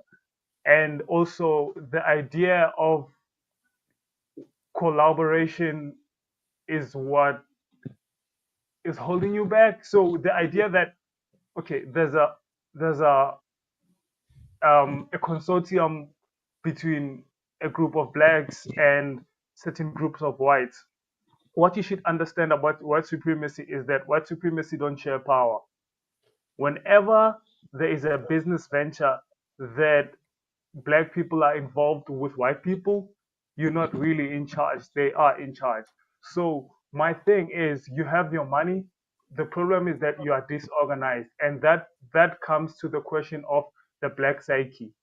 I think the black mind has been polluted so much that you think that working with your brother would bear less fruits than working for your oppressor. So the easiest option for you to opt for is to work for the American enterprise. And it's like it's not taking you anywhere. If you compare your generation, okay. But let me say one thing real quick, Q, because it's people can say that if blacks were their own country, they rank 10th. But the thing about what you're probably using GDP to come up with that number or spending power to come up with that number. And the thing that statistic doesn't account for is the fact that those checks that niggas are spending come from white institutions most of the time. So if you can't say that we would be ranked number 10, 15 if we were by ourselves when we're doing it off of institutions and things that we aren't that we don't own. We're not, this ain't even our shit that we're spending. So that statistic is misleading because when you look at the average black person here in America, they're disproportionately less wealthy than other races. It's just that, no disrespect, y'all niggas are poor. Over here, we American poor. It's just a little bit different. You know what I'm saying? It's just, but I say that jokingly, but for real, like that's the only reason we spend a lot of money, but we're in America where a lot of money is spent. So it's not just us. I get okay.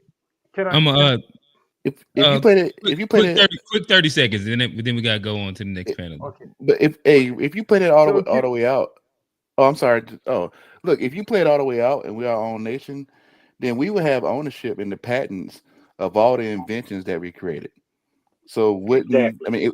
So that in itself, like I get what you're saying, but white people took a whole lot of stuff, and like think about the music industry, think about the damn toilet bowl, the doorknob. Yeah, but we don't have it. Yeah, that'd be nice, but we can't. Yeah, that's exactly, guys. We don't have it. Can Go I ahead, finish please have up, my 30 seconds? Kamu. Yeah. 30 Exactly. I seconds. just like the point that you brought up. You see, even when you talk about reparations, no one is talking about the ownership of black inventions, the ownership of black music, which is, bro, it's worth in and of itself. Ownership of black music would save you from the hell that you're going through. The ownership of black inventions would save you from what you're going through. But when you talk about reparations, you hear people talking about money. Money won't get you anywhere. You have money now and you're doing nothing for yourself. It doesn't matter if you work for white corporations. At the end of the day, you still have the money.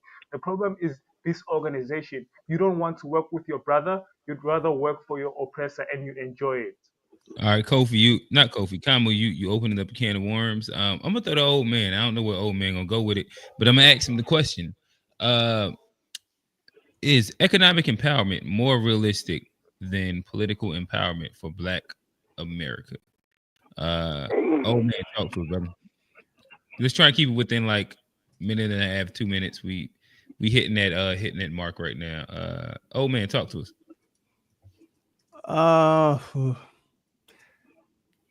Before I answer that, I just think what Kamal was talking about, that's exactly what we were talking about earlier about the Reconstruction. We were doing that in Reconstruction. We got bombed into integration, and I don't think we have the energy or the desire to try to figure out how to get segregate ourselves again. So it's not that we don't want to work with each other, but we really, truly, honestly want equality. I know it sounds bad, but we just want equality for everyone. But it's not our problem. Everyone else doesn't want it. So it's like, what can you know what I'm saying? What can we do? But as far as economics, yes, economics is empowerment is obviously the easier route, as long as they allow us to have economic empowerment. The more they keep preventing us from achieving our goals. When I say that, not necessarily that we can't create our own business, but when you create obstacles for us to get to where we need to go, that just makes it harder. That means we're spending 2 times and 3 times more energy than the next person would. So even with that being so, you still can achieve economic empowerment over political, I think. Gotcha. All right. We do have another super chat. Shout out Ron Dwan, the homie. He said, "Me and Johnny against the establishment. Mount up." And right under that, look up, right underneath that, Johnny P. Newton himself. He said, "Steve coming with us, Ron Dwan." Steve, this is the perfect segue into you in this man. They're not about to get me up in there and Johnny run out on me. Be the only one in there with the strap on my chest, and Johnny just ran up out the building. I got you, bro. I got you. Pull the trigger, man. Johnny got the dummy suicide bomb. Yeah, exactly. That shit going off, bro. That shit, come on, let's get it. But I think all things are politics, even economics. So, I mean, and I go back to the founding fathers for this, because there's a reason why one of the first things the founding fathers enshrine in the founding documents is property rights, right? So property rights is akin to economics. The economics then come prior to them enshrining the protection for those property rights. You can try to build whatever business you want, but if there's no equal protection under the law, then it really don't matter. So that's why, like, the politics will always, in every scenario, be and I think people just think politics is voting. It's something more serious and deeper than that. Like, it's like, when I'm talking about like the actual making what the people wrote down actually live up to that. Like, that is the politics, and that is the only way your economic situation can be protected. So a lot of y'all, on one hand, made the case about economics, but then set up her and named off a whole bunch of situations about where the politics wasn't right and those economics was stripped right from under you. So what does it matter if you can build for 10 years, 15 years? If the politics ain't right, they can take it from you anytime. That's when you gotta unless you're gonna fight them.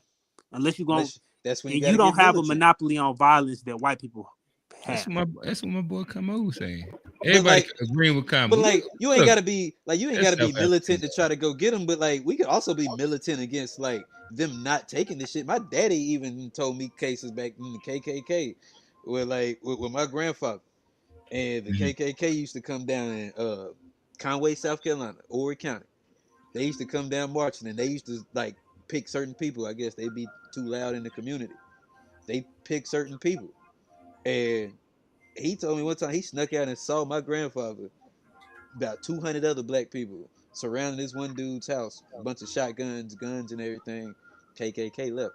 They ain't fuck with him. That's like militancy. That's how you protect the economics. You ain't got to go do nothing, but there is some value. Yeah, and salute to you, your granddad, Johnny. Salute to you. Like there's a little value in that, and for those 200 people, that's why they love the Second Amendment so much, because they know that I didn't read Negroes with Guns, Johnny. You don't have to tell me. Like, you're not telling me nothing that I don't know. But for those 200 people who surrounded those people's houses with guns, there was a more than triple, quadruple that amount of people who wasn't like that in the South, and they decided to move up to the Midwest during the first Great Migration. So, But like, you don't need them. But it don't matter if you don't they have didn't equal need them. protection under the law. If you don't have equal protection under the law, there is no economic. I can name Tulsa, I can name Rosewood, I can name every black Wall Street that y'all want to name, but because there wasn't equal protection under the law, white folks was able to bomb it, and then when they didn't bomb it, they put highways through them because they controlled the politics afterwards. That's the fact. But Steve, they didn't have Bitcoin. I got Bitcoin, so nigga, I'm ready for the 2010.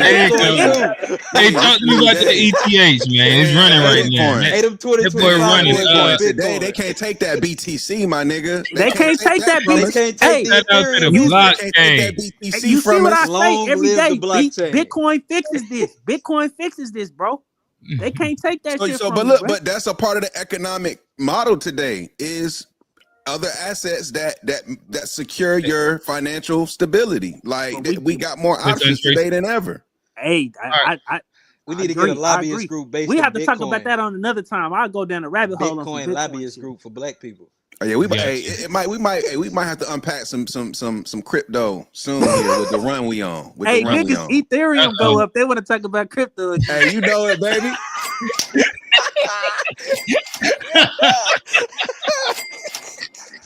Hey, killing them niggas are telling me, man, I'm done with it. Just like 3 months ago. I'm still good. Listen, I'm waiting for it to hit my mark. It's getting close. You gotta understand, it's getting close to my mark. That's all I'm saying. We get it. Once it hit 38, I'm cashing out. Nigga, we out of here. Maybe I think about Bitcoin, but I'm gonna throw that bitch right into the die. I'm good. Kofi, talk to us, brother. Yeah, pretty much what Steve said was good. Politics is war without bloodshed, and I do think that lost my train of thought here. Yeah, but I do think that this is something. Repeat the question again because I lost my train of thought. I need to get back. Is economic empowerment more realistic than political empowerment for Black America? Yeah, it is, and I agree pretty much with everyone that was saying. I'm on point. But me being a Pan-African and everything, I have a different spin on it. So it is very imperative for us to, because we can't vote our way into it. So we talk about lobbying. So the conversation always goes in these spaces where we talk about, okay, Black people, they once again you get your own towns, you get your own cities, you get your own businesses, and then redlining happens, and they put in a highway through your property and your business, or they flood it. Or whatever. That's when you lobby. We didn't do that. We didn't do that last time. This time we can do that and then lobby against it and then build those communities up even stronger. That was the arcade.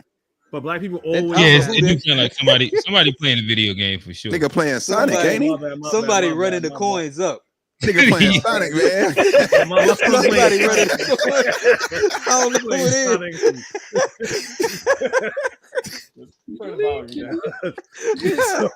Talking about Bitcoin, I thought it was one of y'all. My phone. Hey, if my Coinbase go off like that, I'm on the phone.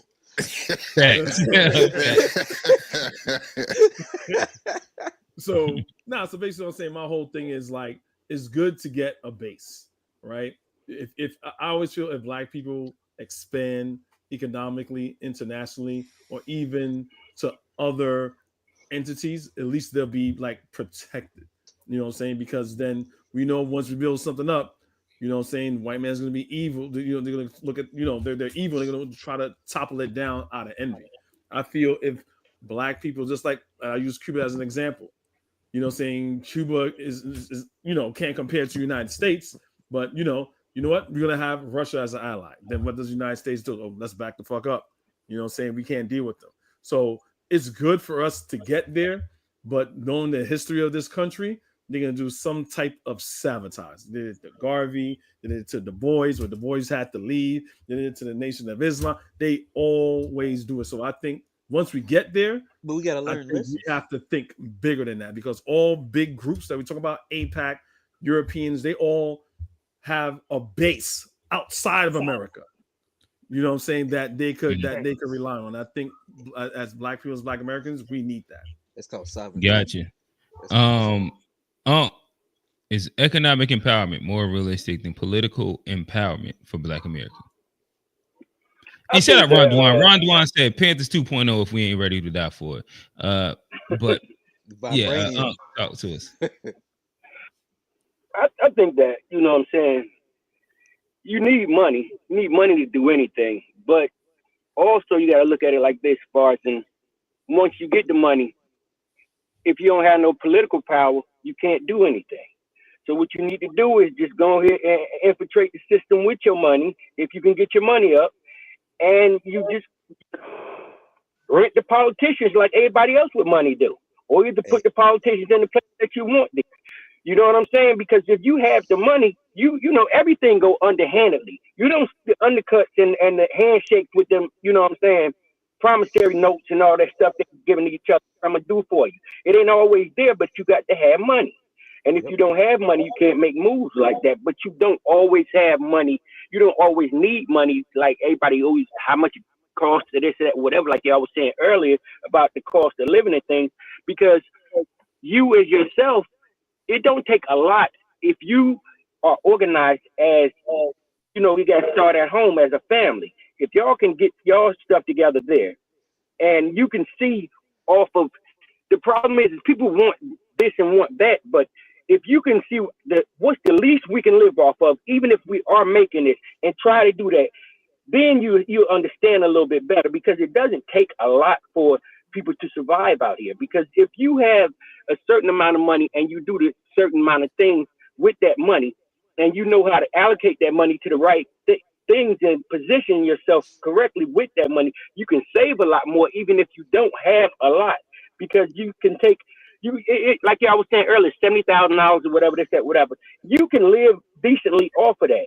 The problem is that people have bad credit, people want too much, and people want what everybody else has. If you just live off of just not the bare necessities, but you can coupon, you can do things of that nature, cook at home. Yes, we're gonna eat out once a month. We'll go out and eat. We can do this, that, where we can put this money to the side, but you don't have to have a lot. But people, problem is everybody want to live like the Joneses instead of living like who the fuck you are. That's the whole problem with everything. I hear you, Unc, but I'm trying to stun on these niggas, man. Before I go out, get up out of here. Before I go to the upper room, I'm stunning on these niggas. I'm stunning on these niggas before I go to the upper room. All right. But what I said, do it make a little sense though. Oh no, we make a little sense. You was preaching, Unc. Like, you was preaching, Unc. Yeah, we understand. I fuck with you, Unc. You right, but I'm just ignorant, man. You know, I can't help it. Quincy, talk to us. Oh, my bad. Ron Dwan said we became pussy after 60s. No fighting us. We just want to shoot each other. Johnny agree with you. Quincy. Yeah, we have the money. It is easy to go to money route, but I mean, there is I don't like to talk about the class divide too much, because people like to scapegoat that over racism. But there is the class divide in Black people, and let's be for real, the folks who really got the money. I mean, you know, we got our cool jobs and stuff, but the folks who really got the money, dude, they ain't concerned. They ain't concerned with it, man. They ain't concerned with really. They ain't Black no more. Yeah, well, that or they won't put it on the line, which I don't blame them for putting it on the line, but you know, it seems like there's some degree of cohesiveness in other groups, regardless of how much money. I'm gonna just say white folks. I mean, and I know y'all want to run away from the small hat people, but you know, it does seem like those that really got it, they prioritize the group in ways that we don't. When we get it, it seems like when we get it, you know, when we get, you know, hit an M, or you know, damn sure the billionaires, the handful that we got. I mean, you know, they kind of moving on. They're in a whole another stratosphere. So, you know, so I don't think it's that we don't have the money. I think we do, but I think the class divide really does like pull us apart, and we have different objectives, depending on where you're at in life. So I don't think they're standing with us. The ones who really can do it, man, they own the other stuff, man. They ain't thinking about little regular folks, the $50,000 people, $100,000 people. They ain't thinking about us. I dig it. All right. With that said, I think we might have dropped this. This was about a 45 point, maybe 50 point game right here. This is real solid, not above solid. Shout out to the panel, shout out to everybody listening, shout out to the chat. And shout out Auntie. Auntie hopped in late. Evening nephews. With that said, though, again, we didn't really get into the cultural piece of it, but we did really unpack a lot of the political power conversation, and I think that that's fruitful. Maybe next week we'll do a part 2 on if Black people are losing cultural leverage. Probably makes sense to kind of do a part 1, part 2 to it. But with that said, shout out to Johnny, shout out G, Kamu, old man, Steve, Kofi the Black Critic, What up? and Quincy. This has been a fun episode of Unpacked. We are here every Wednesday, 9:30 p.m., 9:30-ish. Like we got to put CP right beside it. Not PM, it's just CP, 9:30-ish. Because shit happened. Like we always playing for 9:30. They don't necessarily always hit go. It never hits go at 9:30.